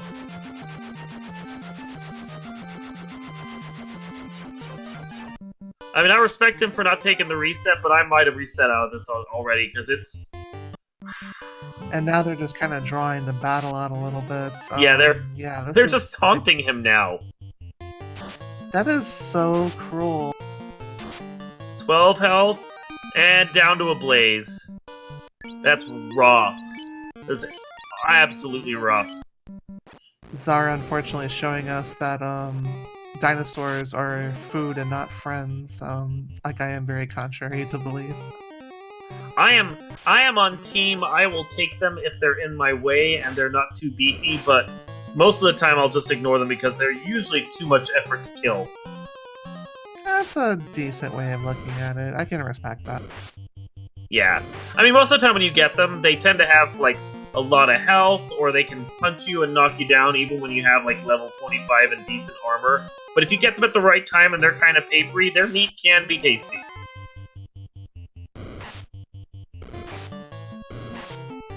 Yeah, Orbital Bear, the cockatrices have a lot of nasty spells on them, including being able to stun you so they can just unload their entire repertoire.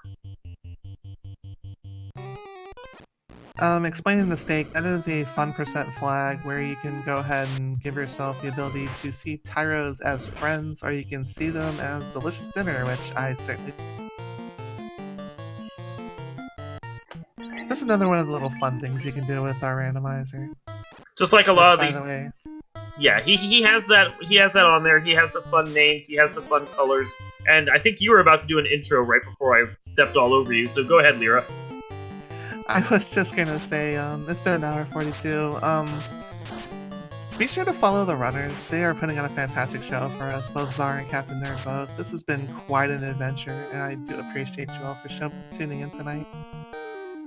Yeah, we're making sure to have the links posted up in the chat, so you can use that at any time, and hopefully we'll get them posted up on the YouTube as well when this VOD goes up later. So if you have a chance to follow them, you need to follow them. They are great guys. So we're going to go ahead and head straight on through and head on up to the maze floor, which, depending on what direction you go, it's pretty much the same exact. Czar is an up and right person, I am a down and left person. How we get along, I don't never. I like to be contrary and do upright, so I just screw everything up. Kylo Ren throwing out the nuke spell, that's probably the good idea because those things were hitting and just wasting a whole bunch of time on it. Yeah, I hate packs like that in Sky. There are too many of them and they take so much time to kill and they're just not worth it. Oop! Heal staff getting some love. Heal staff strats are actually really nice, especially in low encounter formations like this where you have to worry about getting all the damage. When they're only going to blast you once and you can charge up everyone, it's a great time.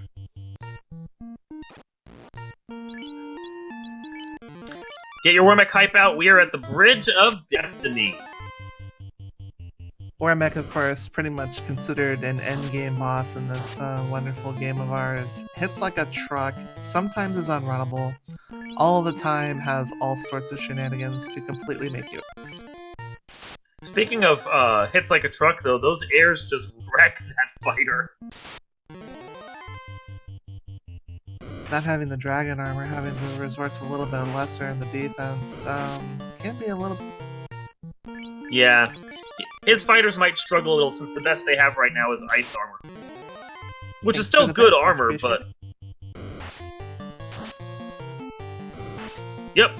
Oh, they have glare! That explains why the fighter went down so fast. Those are glare airs. Glares! Fortunately, Life 2, the best spell in the game.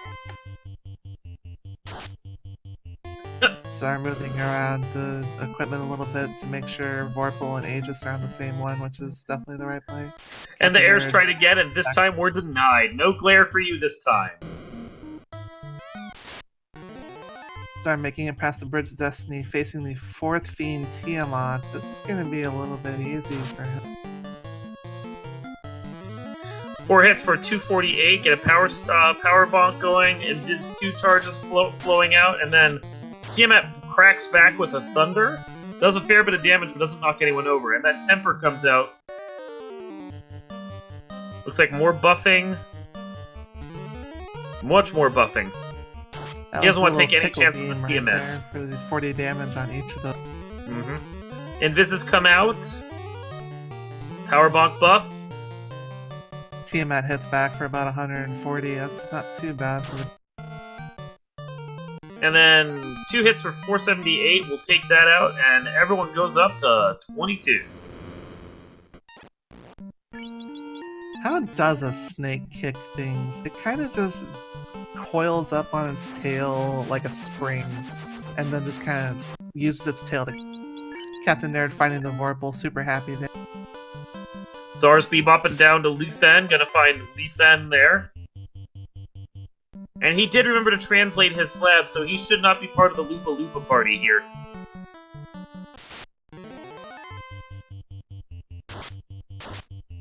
Czar wandering over to Lefane. Let's see what happens. The Giants tried to stinger his pack and weren't able to do anything with it. Getting Jay Copered here by one of the sages. And gets his TNT. Jay Copering? One of our runners had a tendency to get caught in Ice Cave by the bats that reside there, and constantly get blocked by them. I believe at one point he lost 15 minutes in a race due to a bat that just wouldn't get out of his way. The most stubborn of bats. And Was.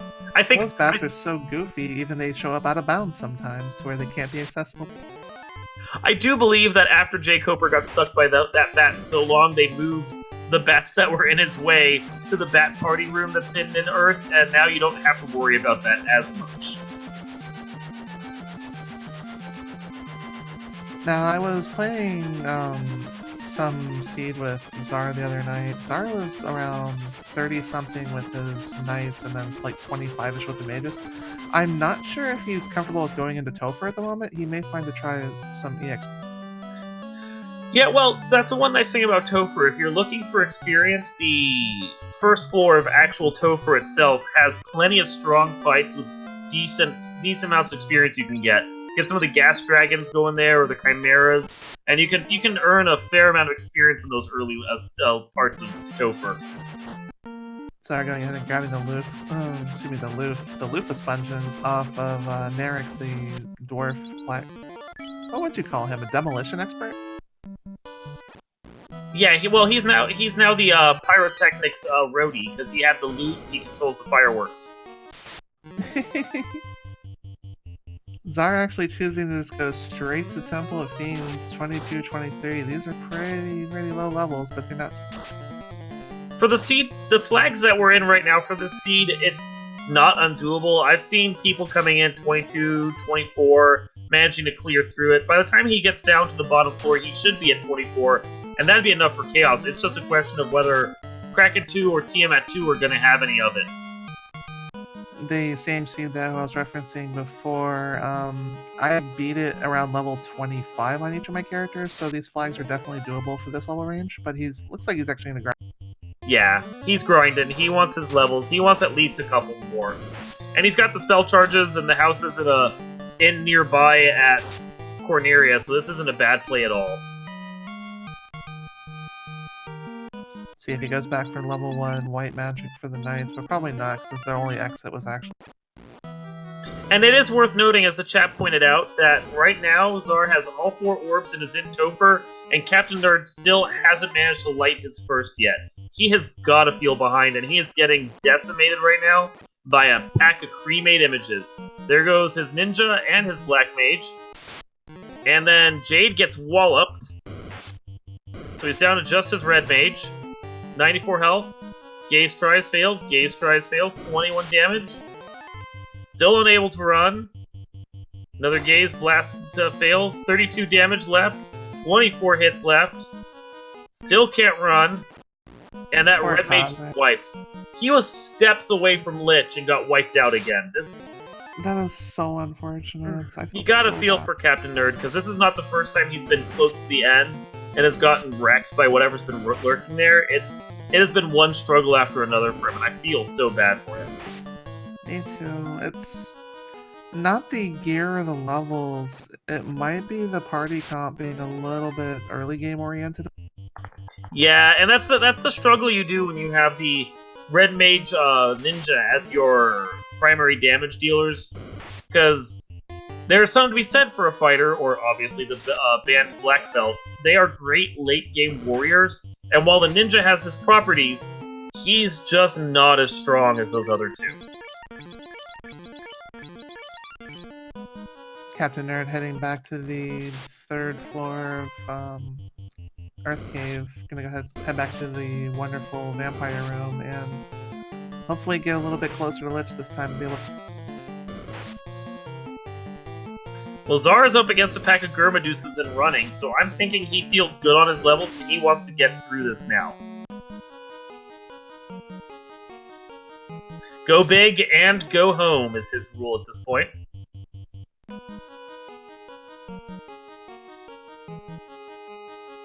Yes, chat. Weaponless Master Black Belt is a great strategy for this game, depending upon the seeds you're having and what you're going for. We've seen more than one person take that strategy in for the seed flags that we have.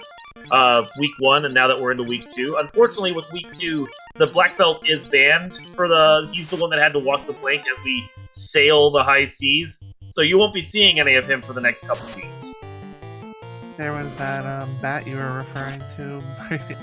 The J. Coper bat. Lich 2 showing up as the giant potato punching bag as Kylo launches a Fire 3 into it and then swing for the fence. Yeah, that Lich went down fast enough that I looked away for a second to check the vampire room. By the time I looked back, Lich was gone. Just straight gone. And Czar getting a good bit of run here. Time for Carry too. Yep. Looks like he's not showing a whole lot of respect here either. Just blasting out some magic and maybe one power buff here. Invis 2 just in case. Slashy with his sword for 249 and a nuclear. Well, that's fun. Blast back with a nuke. We can play that game as well, Czar says. So Carry with nuclear, but having the ability to survive through it, that was the levels that were definitely helpful. That was the key. And then White Mage is wrecked. I don't know that he bought Life 2 for his fighter, so that White Mage may just be down at this point. This brings up the option of what to do next. That's the question. I mean, you've gotten good experience, but he seems to just want to... He's just going to risk it and go with what he has. There's potential here, but it's going to be a rough road going upwards since the White Mage was the only thing that really had access to any source. Certainly. Yeah, it's a question. I mean, he probably feels like he's committed enough time to this run. He wants to see if he can make it through it. At least get the information on how Kraken and Tiamat are going to be. And if he dies, at least he knows where something is at. Rearranging the gear here to maximize party potential. Fallen. Yeah.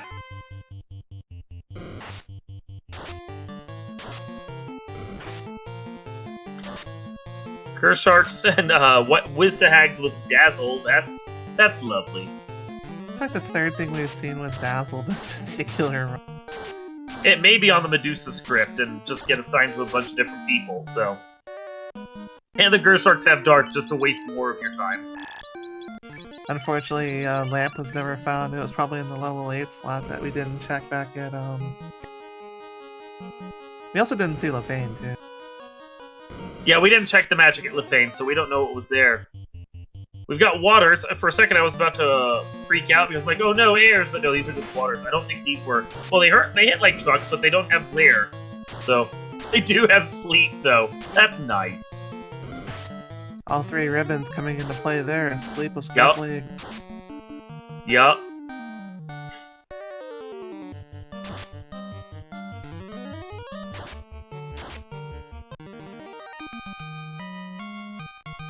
Chat actually dropping some useful statistics into the community right here. Definitely.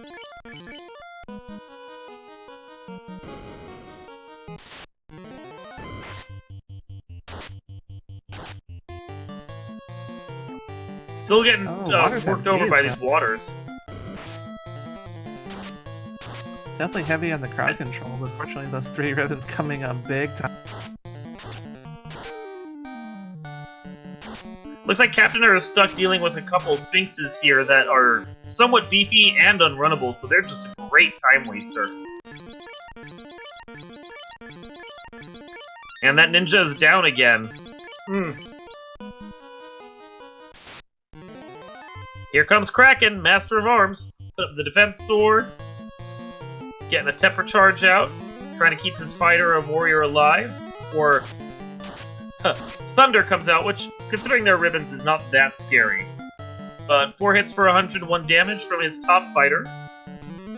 Get a nuke blast out for 143. Defense sword charge. Another blast from that fighter for 4 hits for 142. And the fourth fighter is down, which leaves him with 2 party members left for the rest of this run. Kraken certainly hits like a truck, which is what you expect from him. Crack from Kraken, that seems appropriate. Couple more charges, nuke blast goes out for 129. Before the fighter can even do anything, Kraken is down. Losing one more fighter though, this might be an interesting Tiamat too. Yeah, it's... Oh! And surprise attack from the sleepy waters.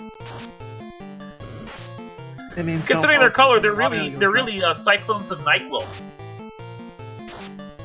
sounds terrifying. And they have mute and gaze. Oh, these things are awful. These things are the masters of crowd control on this particular run. Kinda scary, but fortunately, those ribbons definitely coming into. And they're like, you're gonna attack us with ice? We can attack you with ice. We have ice too. Look at us. And Sorry, even definitely 2 going ice low. charges isn't enough to get them. That's rough. Quick Heal heal staff, strat. definitely useful. Yep. But that's 9,000 experience for 2 of his warriors. That's, I mean, much as you don't want to have to deal with it, that's certainly a little refreshing bonus at the end. Czar running a little bit low on heal potions. Depending on how Tiamat 2 goes, may not have enough. Thank you, chat, for the night clones. That is brilliant. I love that.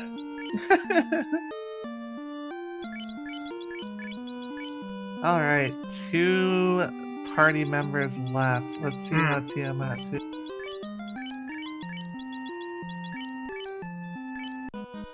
You do have to fight the fiends again, yes. Alexa put the opal opal bracelet on his fighter, which, considering the fact they didn't get very much in the way of decent armor, is really about the best chance he has right there. So Tiamat 2 opening up with Rub, but completely ignored. Rolls right off that ribbon. Blizzard also doesn't do much. Trying for Bane strats, even though Tiamat 2 is protected against them. So it's a 3 in 256 chance, but, I mean, if it hits, and you don't have to worry about it. 1%, baby. Yep, all you need is 1. And if you have the Bane charges to use, they're not going to go anywhere else. May as well burn them off here while you can. So he's all buffed up on his defense. Now he's getting his power bonks in. And Tiamat just seems to want to throw out spells, so that's no concern right now. Oh, definitely not. That fighter is definitely getting super buffy. Oh! Down to 1 now with that nuke coming out. But 4 hits for 833. Hero run time. Time for a one-on-one with Kid. What you don't want to see is any unrunnables, which I don't think we had any from the packs that showed up here. But still, you don't want to see anything. You want to just get to Chaos whole day and pray, which, ooh, unfortunately the rock ghouls catch him first. But they can't hit. 12 points, throw up a defense, throw up another defense. One-on-one with Vorpal, the only one that you ever... Just blasting away. They don't have a lot of health, though. That one went down to 153 damage, so... If you're gonna have to get stuck doing this, you may as well take it. Question in chat, no, nobody ever found the trash calendar.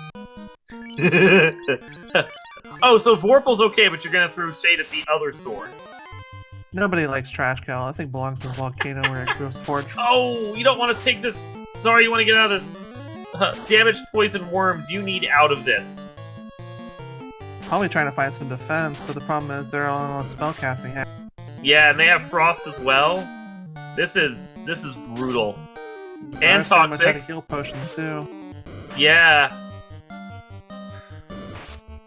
2 missed runs, and another damage poison, and a frost, and another toxic, and another frost, and another damage poison. Finally gets out with 93 to spare. And you're saying he's out of heal pots? Virtually, yeah. There's like less than 10. Oh! And he didn't buy any spells. No, he's completely tapped out. Oh! This is gonna be all in. 63 leaves him with 30 left. You got a praise. 2 health points left.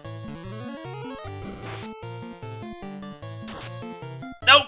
And there's a nuclear, and that will wipe that off.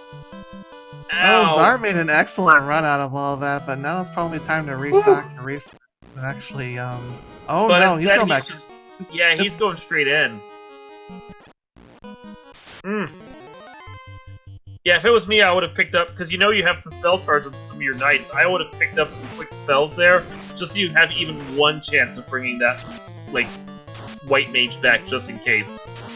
Like, worst case, you could actually just buy exits on one of the nights and then just teleport out with some levels from that, but that's not what Czar seems to be. No, I think he got so close, he's like, I can do this. There's no way I'm gonna fail twice. To be 100% fair to Czar, he never even got the chance to swing against Chaos and only had 100 health before just Chaos completely spelled him. Yeah, Chaos threw out a bunch of piddly spells, which if his fighter had been at full strength, it wouldn't be a problem. If he had full health, even that nuclear would have rolled right off. But because of the position he was in by the time he got there, that it didn't take much of anything for Chaos to be like, nope, go away. Meanwhile, Captain Nerd definitely having one orb up. We're starting to catch back up a little bit 2 hours in. That's, depending on Czar's stubbornness, this may be what Captain Nerd needs in order to start making progress. I think it's going to take more than another wipe in this, though. I think he's going to need 2 wipes for Captain Nerd to even this up. They would have to be super deep ones, too. Yeah, he's got to get to at least Kraken and then wipe out before Captain Nerd can do it. On the plus side, Captain Nerd definitely running like in Go. Yeah, which is going to help him.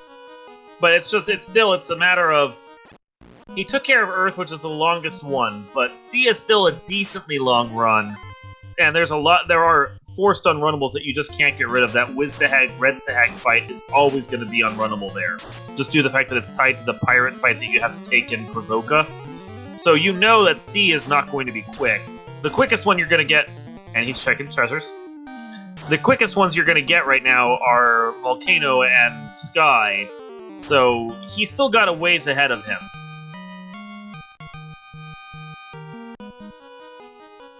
I definitely admire the persistence of both of these runners when it comes to their committing decisions, because both of them have been extremely adamant about doing what they're starting.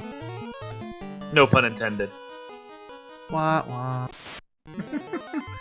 Yeah, chat's pointing out that they're both behind, or Captain Nerd's behind on gear.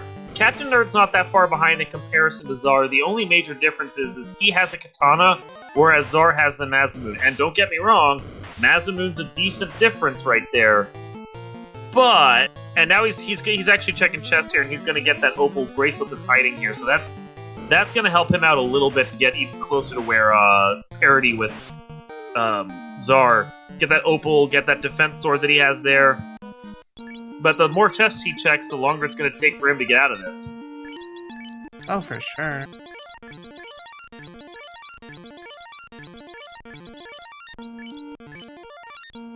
Yeah, the Wiz-Sahag, Red-Sahag fight is tied to the pirates.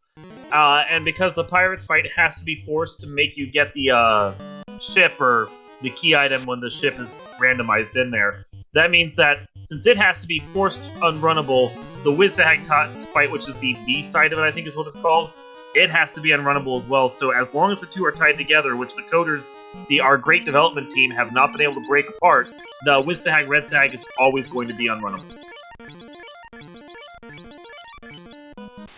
Captain Nerd finding the green snaky. Here comes Lich 2 Part 2.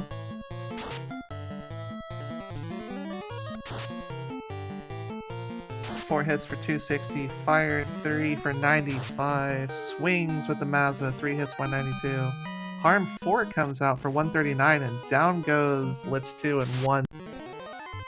1 round, no respect.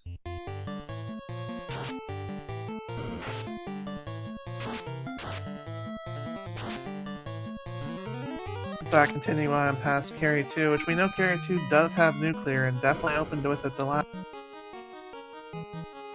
Yeah, she brought that out pretty quick, so you gotta keep those people up and pray.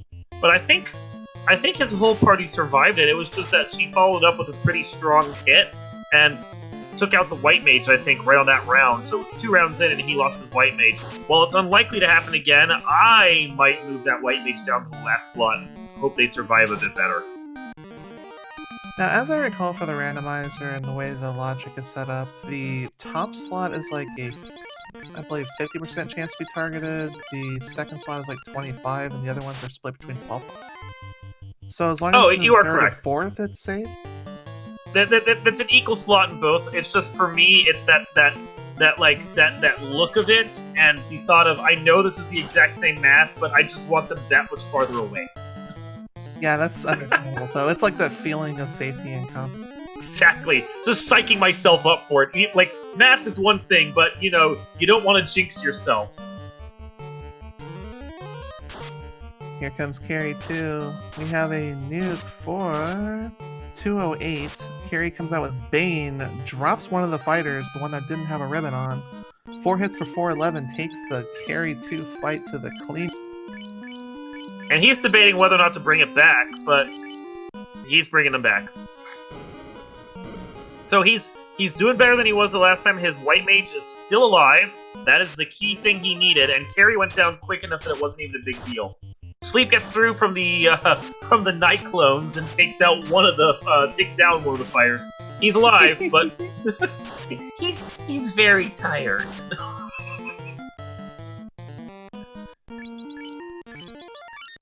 These things will definitely help you catch a nap.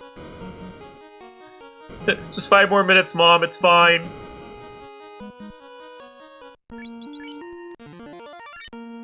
Czar heading back to what's affectionately known as K Honda, as in E Honda from Street Fighter with 1,000. I like calling him the Master of Arms. That's also a pretty good one. So looks like we're getting some buffing going on, getting things ready. Powers and invises, and a nuke from the Black Mage, because I think the last time it was basically the Black Mage that did the work. But that Kraken had no health, as was proven by the fact that he didn't even bother buffing, he just took him out. A Vorpal and a nuke, and that's all she wrote. Power of the Vorpal, baby. As Captain Nerd is discovering that Agama facts, they are kind of beefy this time, so leveling on those isn't exactly... No, they had well over 400 health, I would avoid them. And consider the fact that you're only getting 945 EXP for them, like, take the ones you have to take and avoid the rest.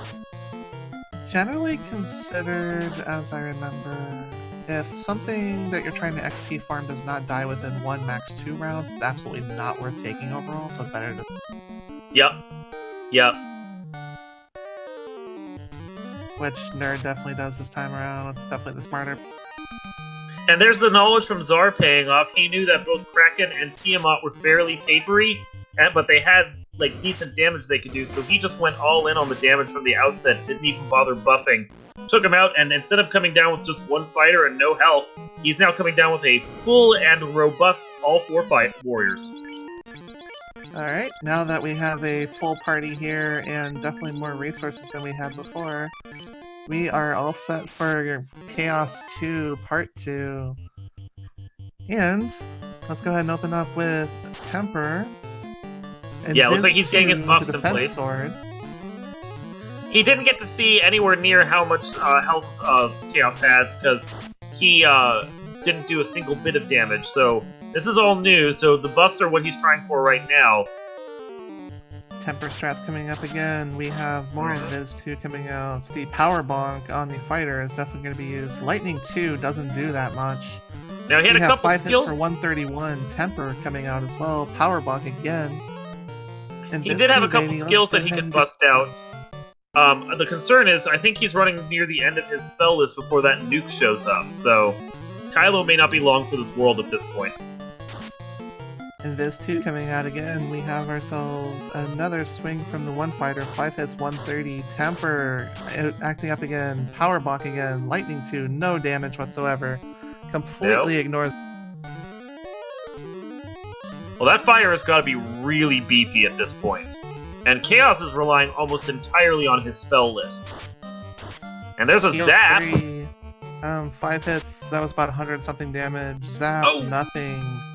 We have a Vorpal swing, 4 hits, 795. Czar takes it down with an official SRL time of 2:12:10. Congratulations.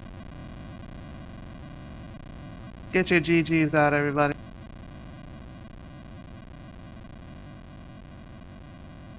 GG's to Czar. I'll go see if I can get him in for an interview. Alright, we'll be right here. Captain Nerd going ahead and taking up some shopping trips with a whole lot of money.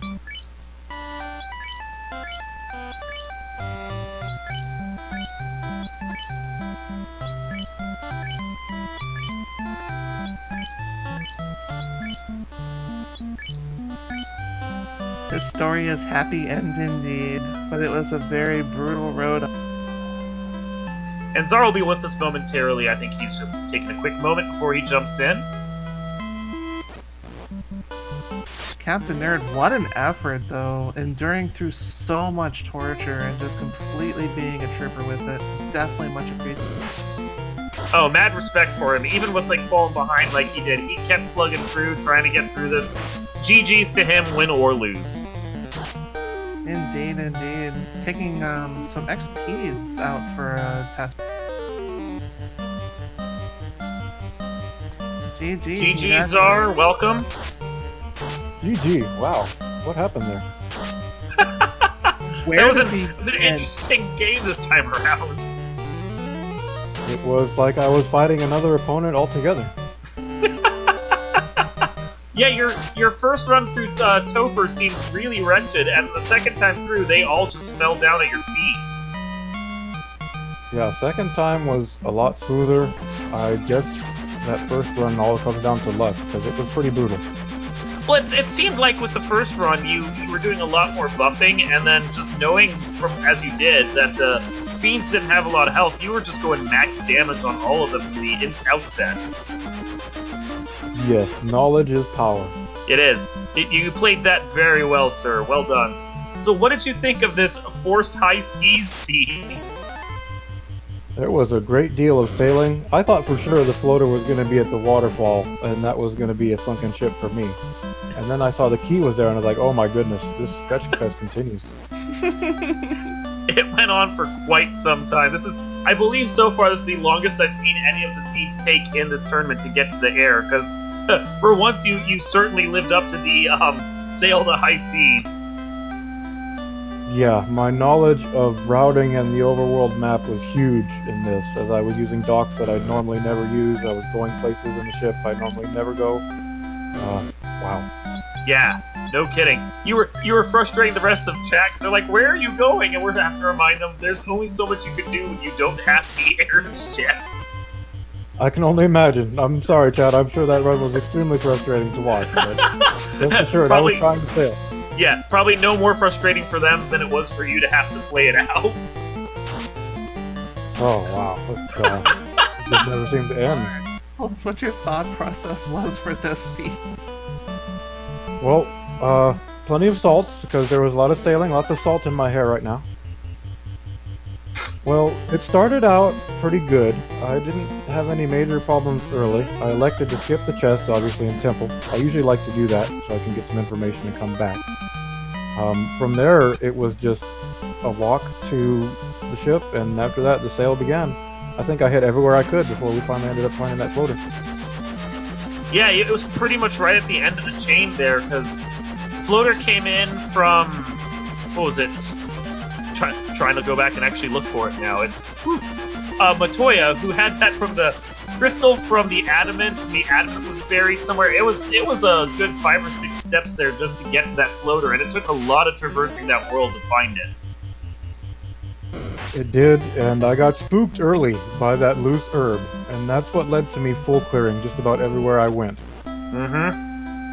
Yeah, we were wondering about that. Were you full clearing to try and find a key item, or were you full clearing for, like, treasures? I was terrified of that loose floater, or that loose item that was going to lead to the floater. Once I found Massmune, I was pretty comfortable after that point with proceeding and not having to dig, but the item was in the back of my head the whole time. Well, the one thing that we were looking at was the fact that we think you found, and Captain Nerd as well, found the 2 loose that were there. Was it a concern that maybe someone else was sitting on a cabin and that you were going to have to dig for 3 loose? That was a possibility. It's always running through my head.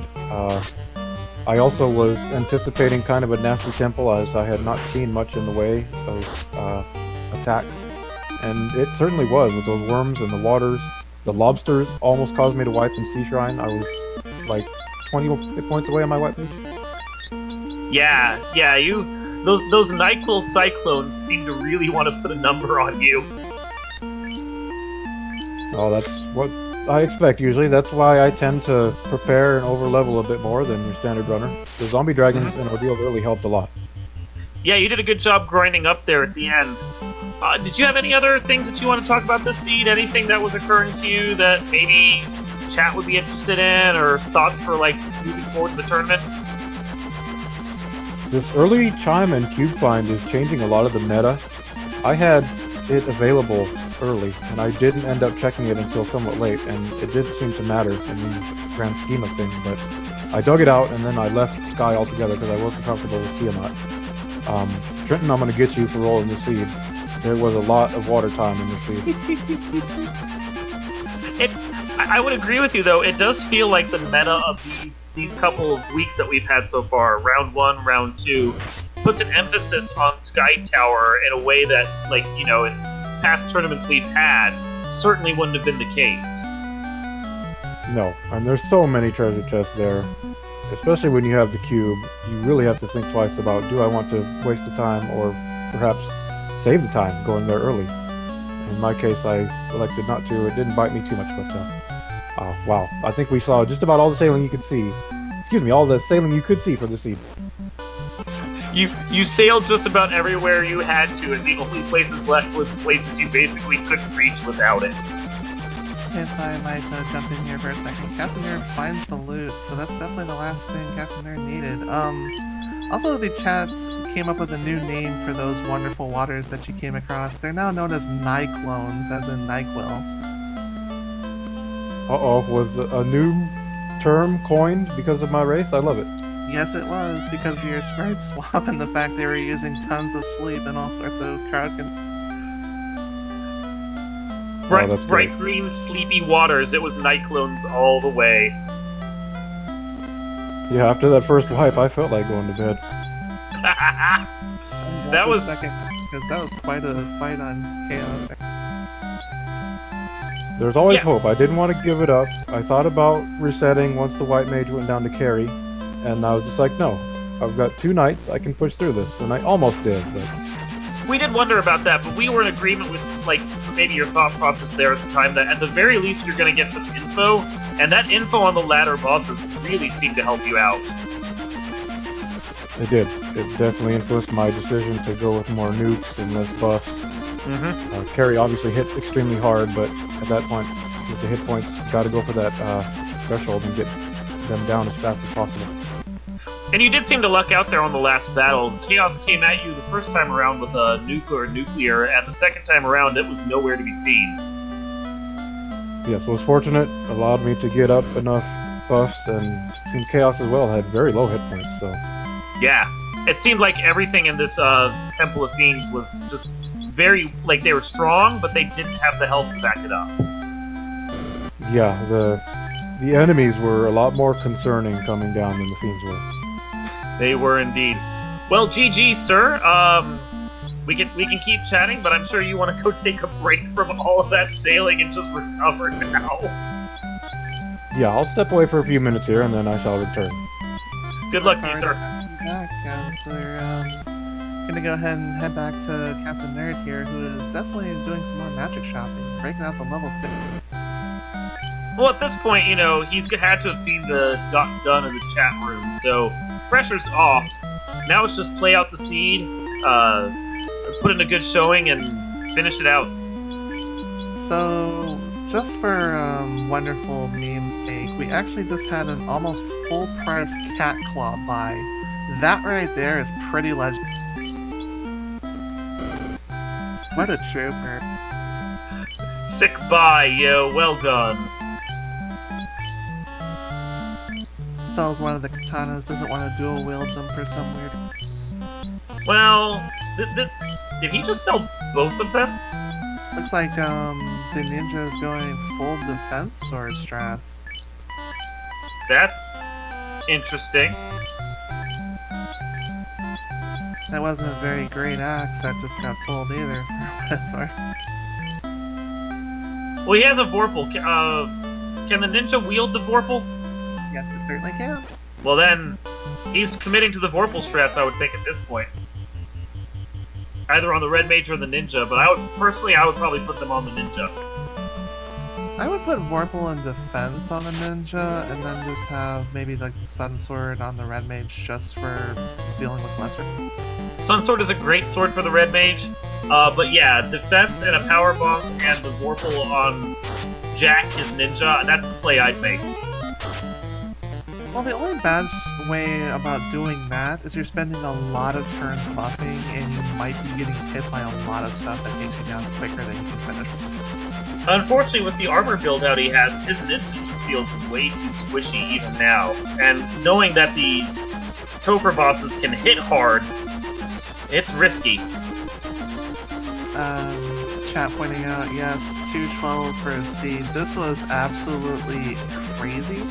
And we do encourage you to check it out once the VOD is finished, because it was definitely an adventure we went through today.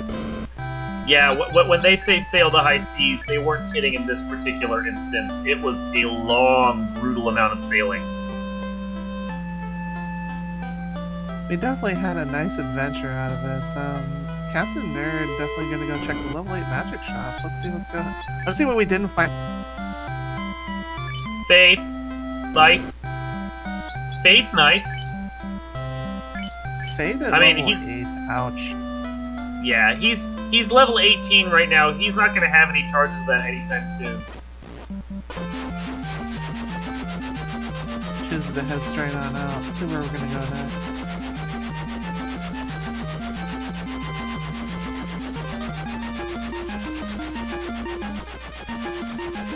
I don't think it'll take 4 hours. I think with 2 orbs, we have potential for maybe 3. But there definitely needs to be some level grinding, because level 18 is definitely not going to do it with this party. No, yeah, he is going to need at least another 4 or 5 levels, and considering the fact that he doesn't have fighters and his party is squishier, if it was me, I might worry about taking it all the way to 30. 30 isn't a bad idea at this point. No. Well, while Captain Nerd takes his way through another of the dungeons to get himself up to his full orb count, I just want to make sure everyone knows that we have more great gaming going on tomorrow. There's a battle between Edgeworth and Jake Coper coming on at 6 o'clock. That'll be... I actually don't have the room for that yet. Hopefully they'll let us know exactly where that's going on at this point. Keep an eye out there for more great Final Fantasy Randomizer action tomorrow.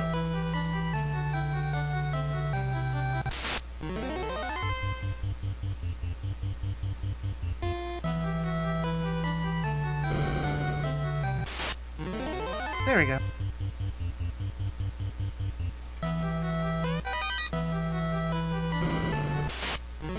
Rock lobster sighting, apparently. I'm loving that. That is so great. Chat pointing out, yeah, this is a little bit of a challenging seed. I mean, I personally ran one with Czar the other day, and coming from someone that hasn't played since November, coming into these flags, it was definitely a little bit of a trip. It took me about 3 hours to do one, which normally only takes me hours.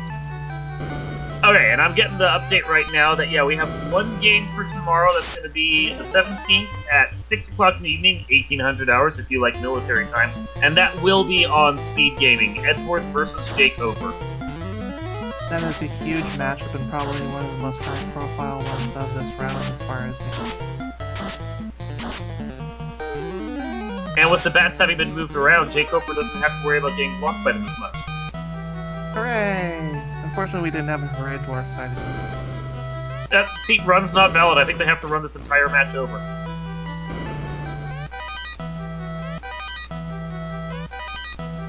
Also, shoutouts to not only the runners, Czar and Captain Nerd, but also to our wonderful trackers, Min and Woe. Much appreciated for both of you coming here. Yes, thank you guys for getting this running. We appreciate all of our behind-the-scenes crew. We couldn't do this without you guys. Also, a special thanks to Speed Gaming for having us, and then to the chat, of course, for joining us in this grant. Yes, make sure to follow Speed Gaming. Make sure to follow our runners, Captain Nerd and Czar. And while you're at it, throw a follow towards Min and Whoop for that as well, for all the great work that they've done.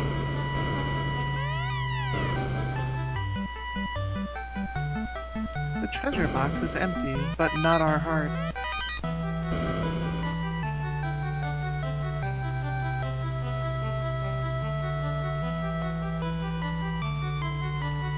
Chat pointing out the Nyclone reference again.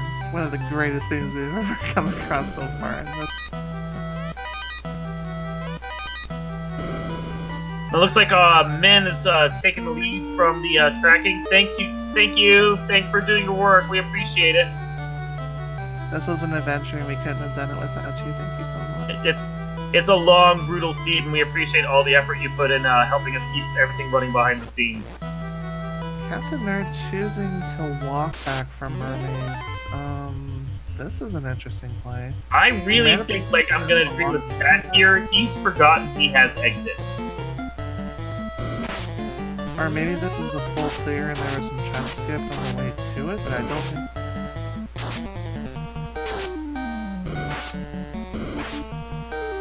Yeah, I mean, it's questionable.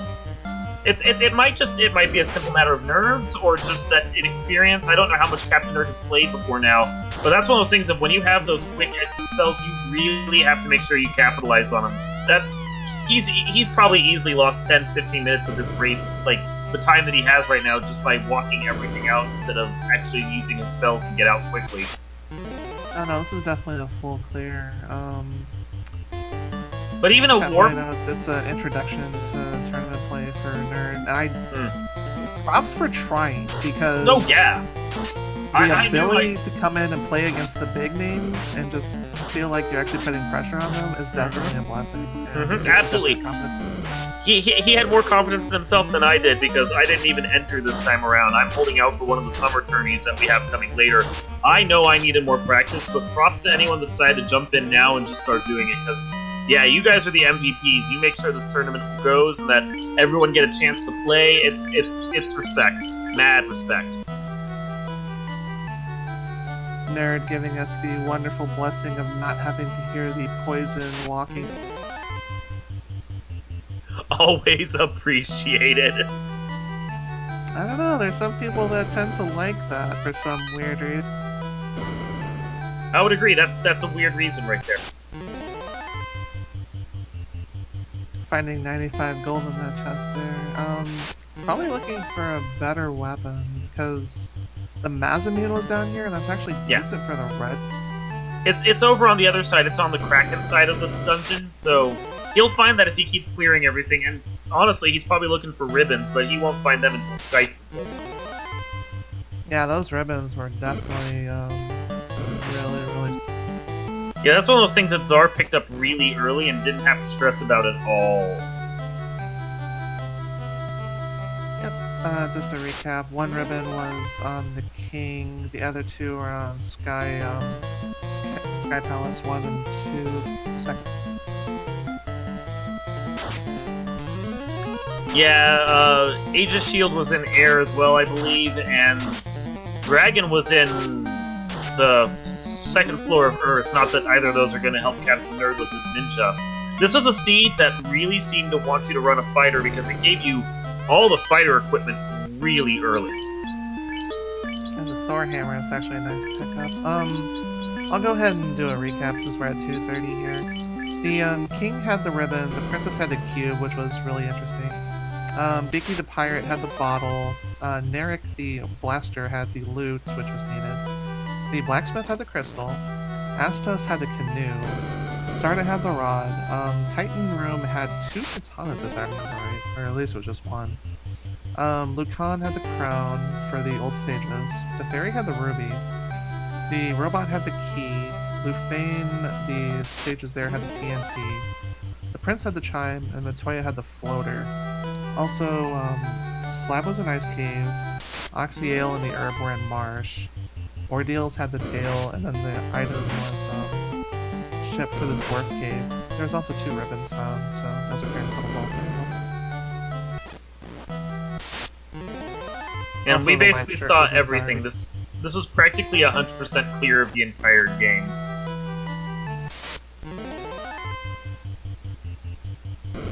I love the fact that Captain Nerd decided to go full John Cena mode and not give up through all this adversity, because this has been quite...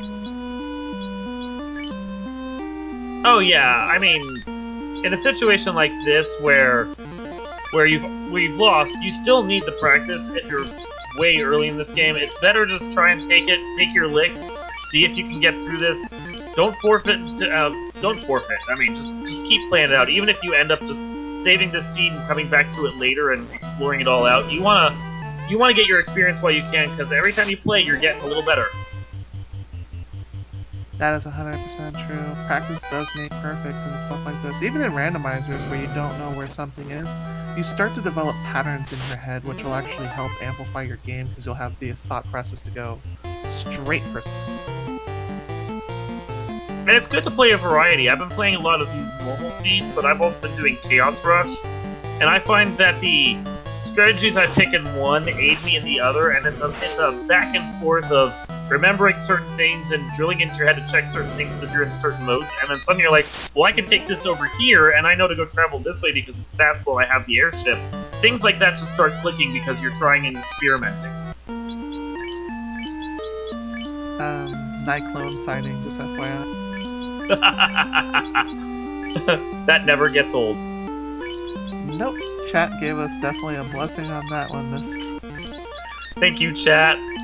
Devs, make sure to put that into the fun %.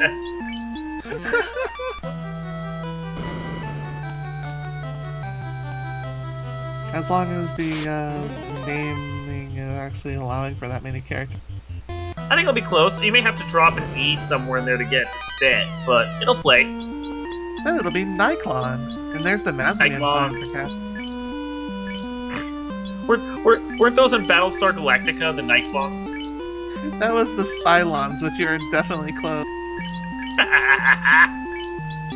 I knew the joke I was making. References for days. Putting the Mazman on his red pajama man, and then moving the defense sword over to the red mage and checking stats so you can see which one's better. I think you're gonna be better off with that Vorpal on that red mage. But yeah, you can get rid of that coral sword. No one cares about the coral sword. It's the thing about the Vorpal. Oof. Oh, and he was surprised by these guys too. Oh no. The ambush raid on this pack, it's brutal. Absolutely brutal.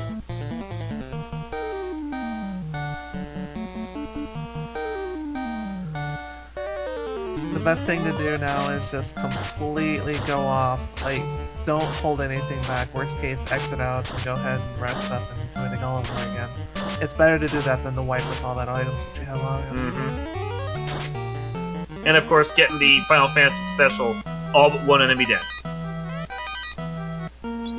Random number generation. Yup.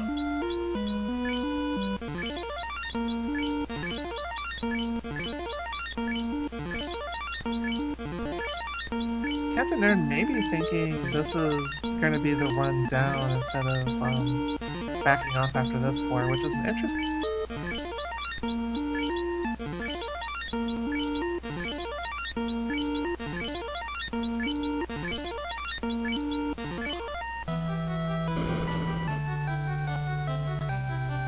Finished healing up, ready to go again. Finding the wonderful Wizard Sahag and Red Sahag.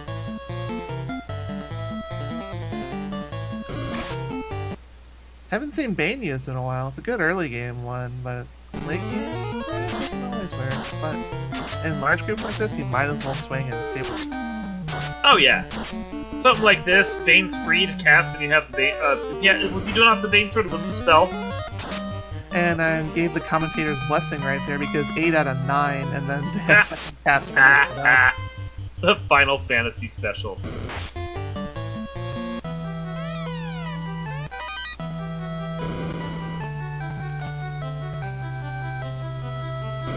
Welcome back, Czar. Nice to have you back. What a party selection here. Going bold. I Oh, know. yeah. They appreciated the just flat out confidence of this party. It was really, really hurtful early, but now it's starting to come into its own. It's actually starting to show. Yeah, it's that risk with the red pajama party of the how good are they going to be in the mid game, and how long is it going to take to get them there. I had problems running the entire seed, so a thief would have actually been nice, I think. Knowing what you know about the seed now, would you have switched out any of your party members for a thief, and who? I probably would have entertained switching out one of my knights for a thief. I could have put more levels into the knight. And yeah, I had problems running the entire way, it seemed like. Yeah, although it did give you the levels you needed.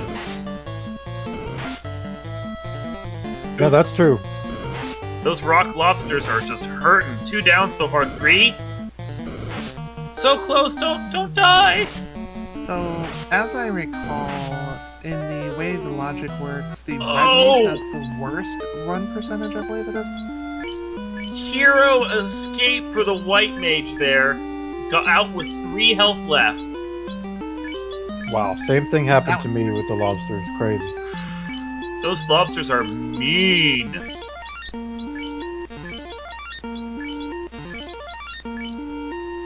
Hits like a truck. Oh my goodness. What a massive hero Captain's been through. Mm.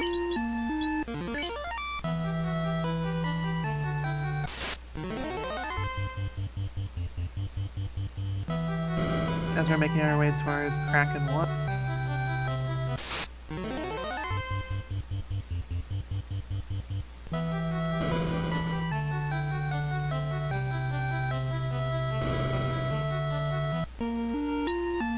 And here we go, Kraken 1. Let's get this stuff.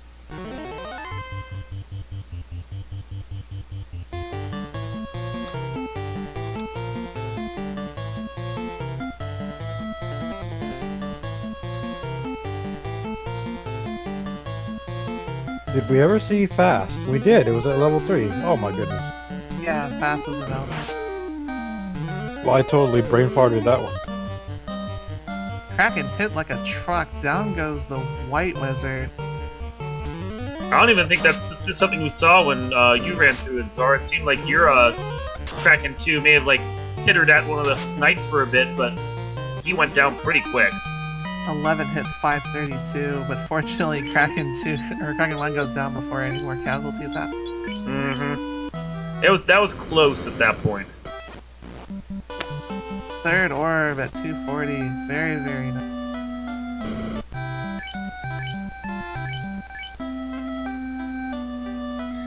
Bring that black mage back, and we're down to 1 left. I'm curious at this point if he's gonna try full clearing sky or if he's just gonna go mode it at this point. With the gear that you have on you, you're gonna find 2 ribbons in sky to poke around a little bit. You'll also find a couple other random things. If you're really, really uncomfortable with your composition, it's definitely something worth doing, but we'll see.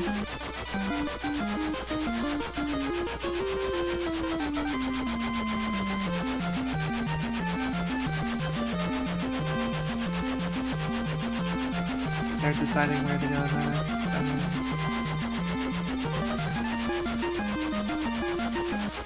Maybe to the islands? I think it's just maybe a matter that he doesn't quite know like the math yet, so he's still trying to figure out. I know I have this problem too. Where is everything in relation to each other? There it is. He's found it. There's really only a couple spots you can land on in order to get. Does he not have the chime? No. The chime was back on the Elf Prince, which means we would need the herb that was back in March. Oh no. That was that loose herb that you found in the north half, if I remember. And I'm not certain that he ever actually cleared the north side of Marsh. Oh no, He's going there now. not, but yeah, definitely just instant remembering. I wasn't here. Might be thinking the Keylock southern half, which we haven't seen yet, but it wouldn't have much in it. We found most of the bigger weapons and everything.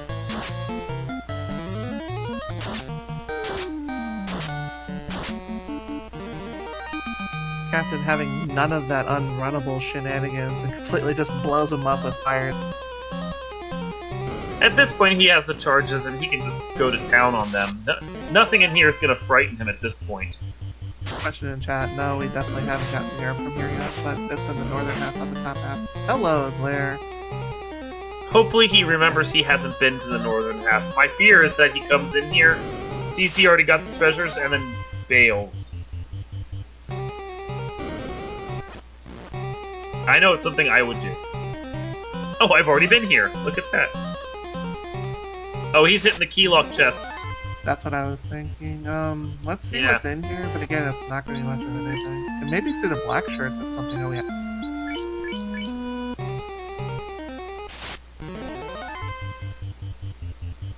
Black shirt, the best equipment for the black lizard, and also pretty good on everybody. Yeah, the black shirt's what? Similar defense to the gold bracelet? I think it's a little bit more than that, but it also gives the ability to just, of course, cast like Ice 2 and thin out some bird a month. Plus, it has a couple defensive buffs, including one of the only protections against time. Captain again saving us from the wonders of the poison. Doing us a solid there. Chat pointing out same resist, or same absorb it as resistances. Yep, thank you.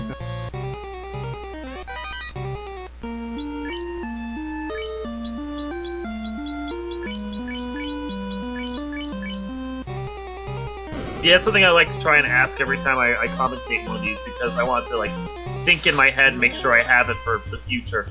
It's just good to know, like, know your equipment, know what you're going in with, know which thing you should equip on these guys so that they're good to go.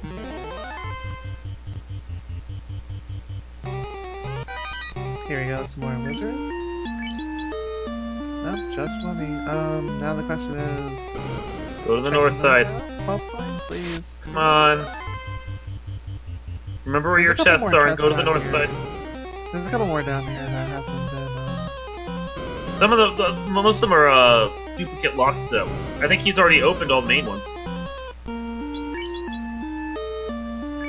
Come on, go to the north side. No!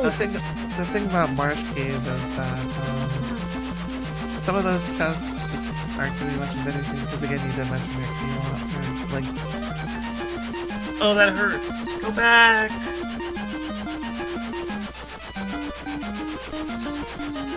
Go back, nerd! Go back! Oh my gosh, poor nerd.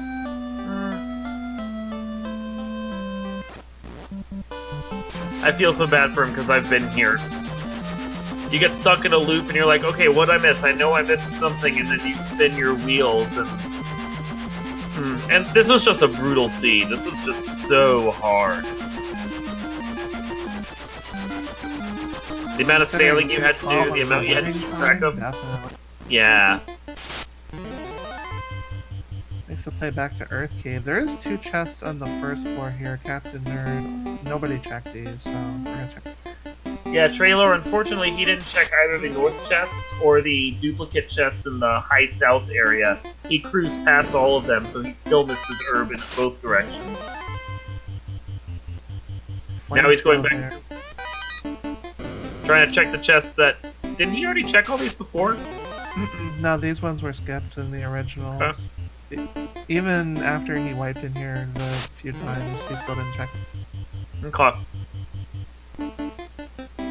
So the flame shield for the ninja, but we'll see what this is. It's not going to be anything.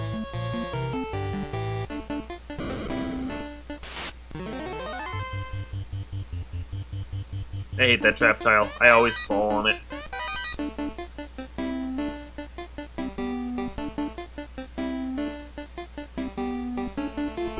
Captain Nerd probably wondering what to do next. Where haven't we checked?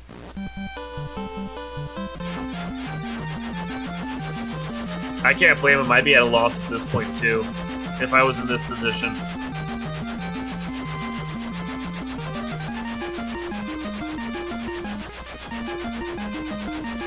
There's a few key locked areas originally that we haven't checked on the side if I remember right as well. Most of them were like town ones. I think he's running through his mental list, seeing all the places and going one by one. Okay, I've been here, I've gotten this. I got this from here, I did this thing. But he's gonna have to remember he didn't do, like, half of Marsh Cave. And this is the thing, it's one of those instances where it's just like, when I get in a position like this, I'm like, okay, I need to make sure I can clear as much of this as I can, and if I didn't clear it, I need to write myself a note, because I know I will forget.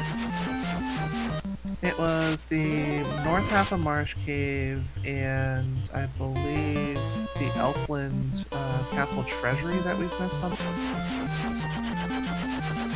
Yeah, I don't recall seeing them hit Elf Treasury. I never did check it, no. As we've gathered from both of your guys' feeds, it's definitely not going to be anything.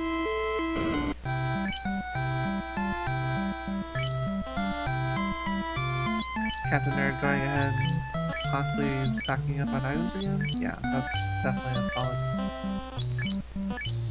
Well, you're here. No reason not to. I believe one of the only things we have not seen is Excalibur. Oh yeah, Trash Cow was never sighted and can stay in a box for all I care. It won't do any good here for Captain Nerd either, though, to be perfect. And honestly, considering all the places we've checked, that between the two of you, you've full cleared, I'd be willing to bet that Excal is probably over in Elfland.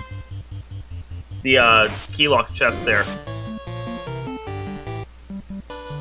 That'd be like one of the last things that nobody's checked on. There, and I don't remember either of them hitting key locked Astos. Keylocked Astos wasn't anything, but okay. now that you're mentioning well, Keylocked stuff, Keylocked Temple of Fiends is actually something that was.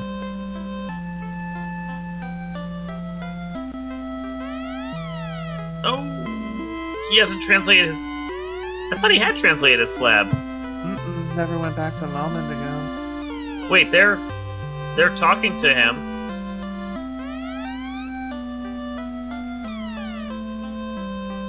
He's not getting lupas. Well, Lufane was the TNT, so that led to. Well, giving us the information over in chat, the NPC will revert to looping at you after you've picked up their item, so they're not helpful. Thank you for that. Yeah, the loot was from the NTN.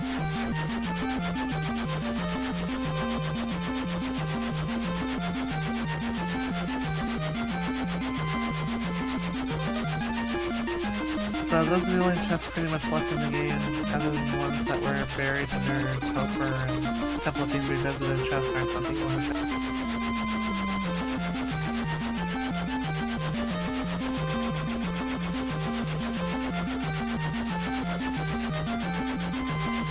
So 3 chests there, 4 chests at Elfland, Treasury.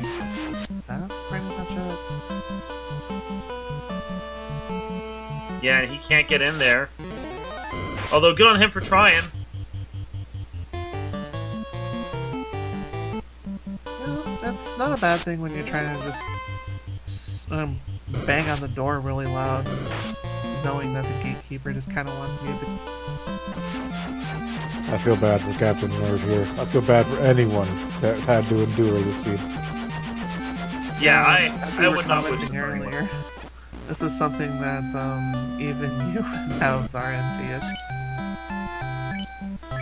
It's a reminder to know your maps, though, and make sure if you dig somewhere, full clear that area. Full clear it, absolutely. I know he struggled just a little bit with Marsh Cave when he was here, because, you know, Marsh Cave always sucks. You have to make sure you clear it out. And I've been struck by that enough times where I half clear something, so I'm like, okay, I don't need to do this, and then something important is there, and it hurts every time.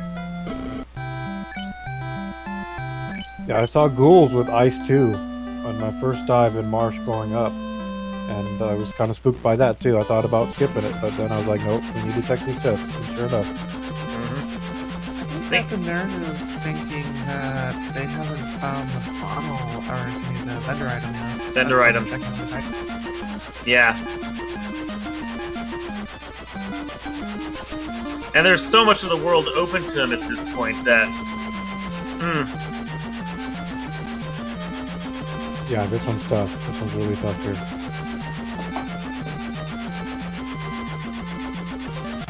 And Oasis was pretty much where the vendor item was. Yeah, Adamant was at Oasis. Yeah. Looks like heading back to Honor.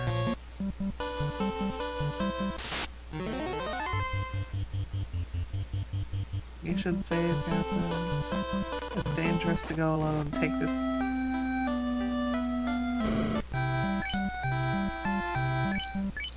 Which, yeah, he had to have the vendor item to even get to the airship at this point, so... He's so deep in it on this point that he's starting to forget stuff, which just, it hurts to see this.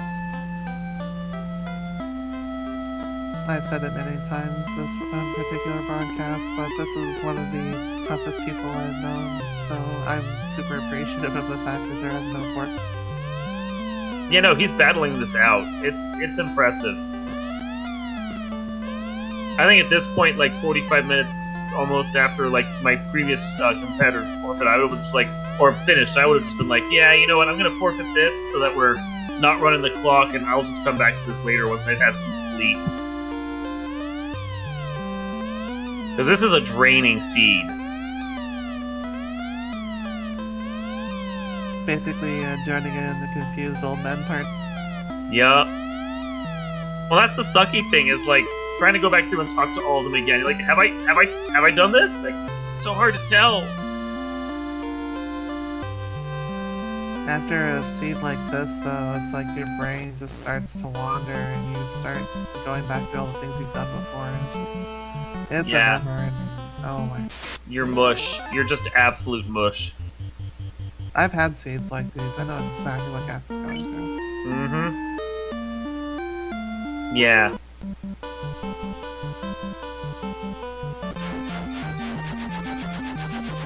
He's still trying.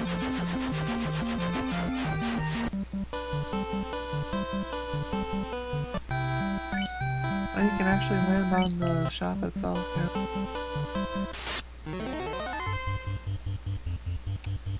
Captain Nerd is missing the herb that was in Marsh. Yeah. Yeah, the herb is going to lead to... Looking. Herb leads to Chime.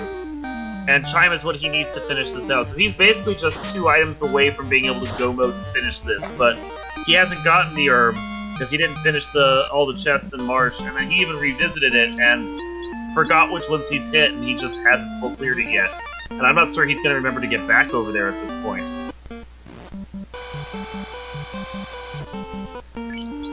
There's the poison noise. Woo! And then the quick removal. Some people love it, most don't. I like that it lets me know I'm poisoned. Something I noticed, Captain Nerd didn't really do too much of the let's check all of the Cardia Isles, so that could be another thought process, which actually yielded the white sheriff.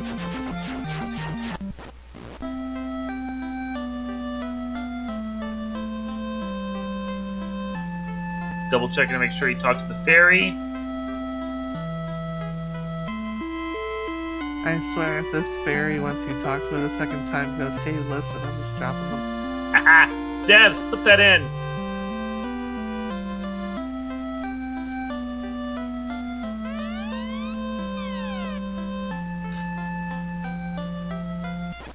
That's unfortunate. Yeah.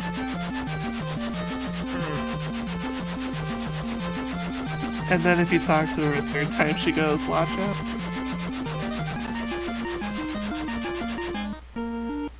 Come on, chat. Let's send Nerd your positive vibes. Send him the thoughts. Go to Marsh. Go up in Marsh. Send the energy of... Gather that spirit bomb. I hate those dead-end holes in Cardia. They're actually useful in entrance, Rando. They are. Still don't like them. I don't. Oh, he's like- revisiting Waterfall now. Oh no.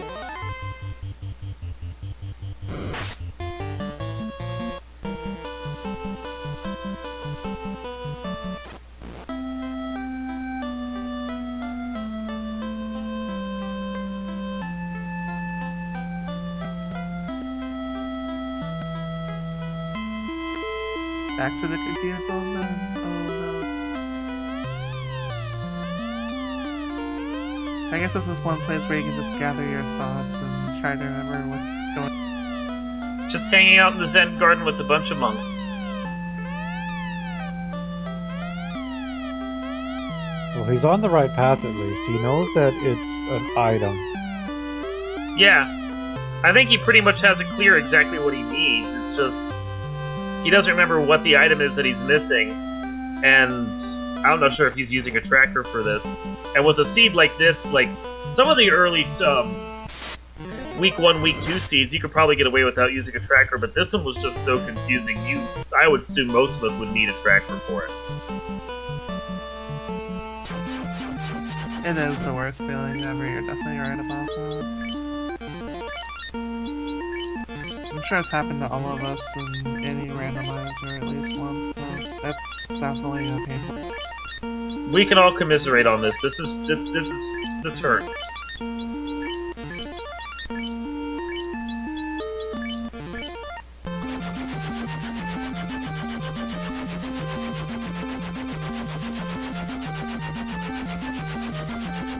Come on, you know you want to fly to that marsh cave.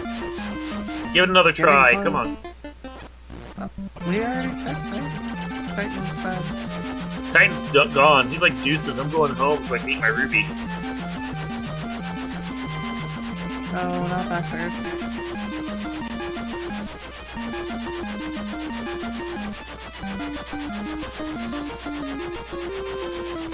Just needs to make that marsh play.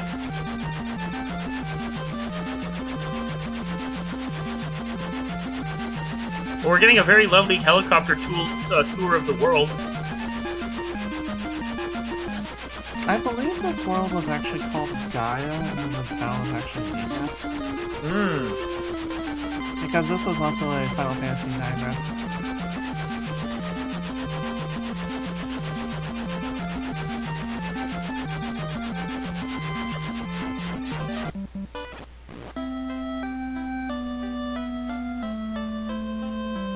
Well, Czar, what do you think?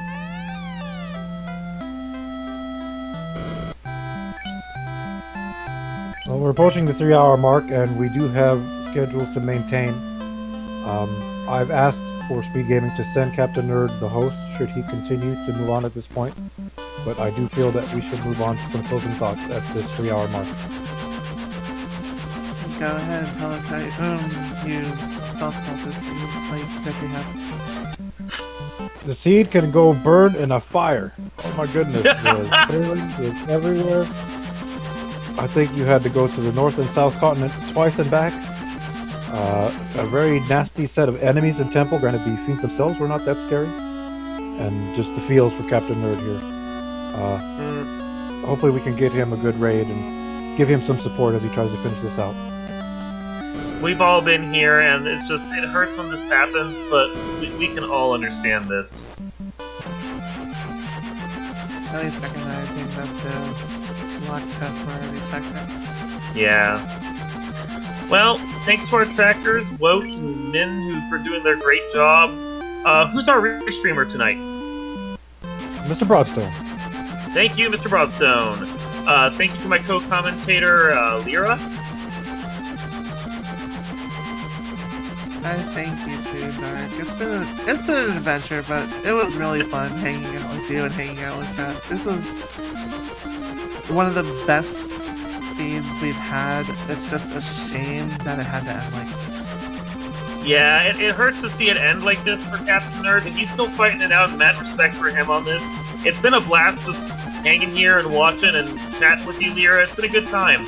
I want to thank Speed Gaming for hosting us. Want to thank our runners. Want to thank all the crew behind us that made it work. Make sure to follow our runners. Make sure to follow our crew.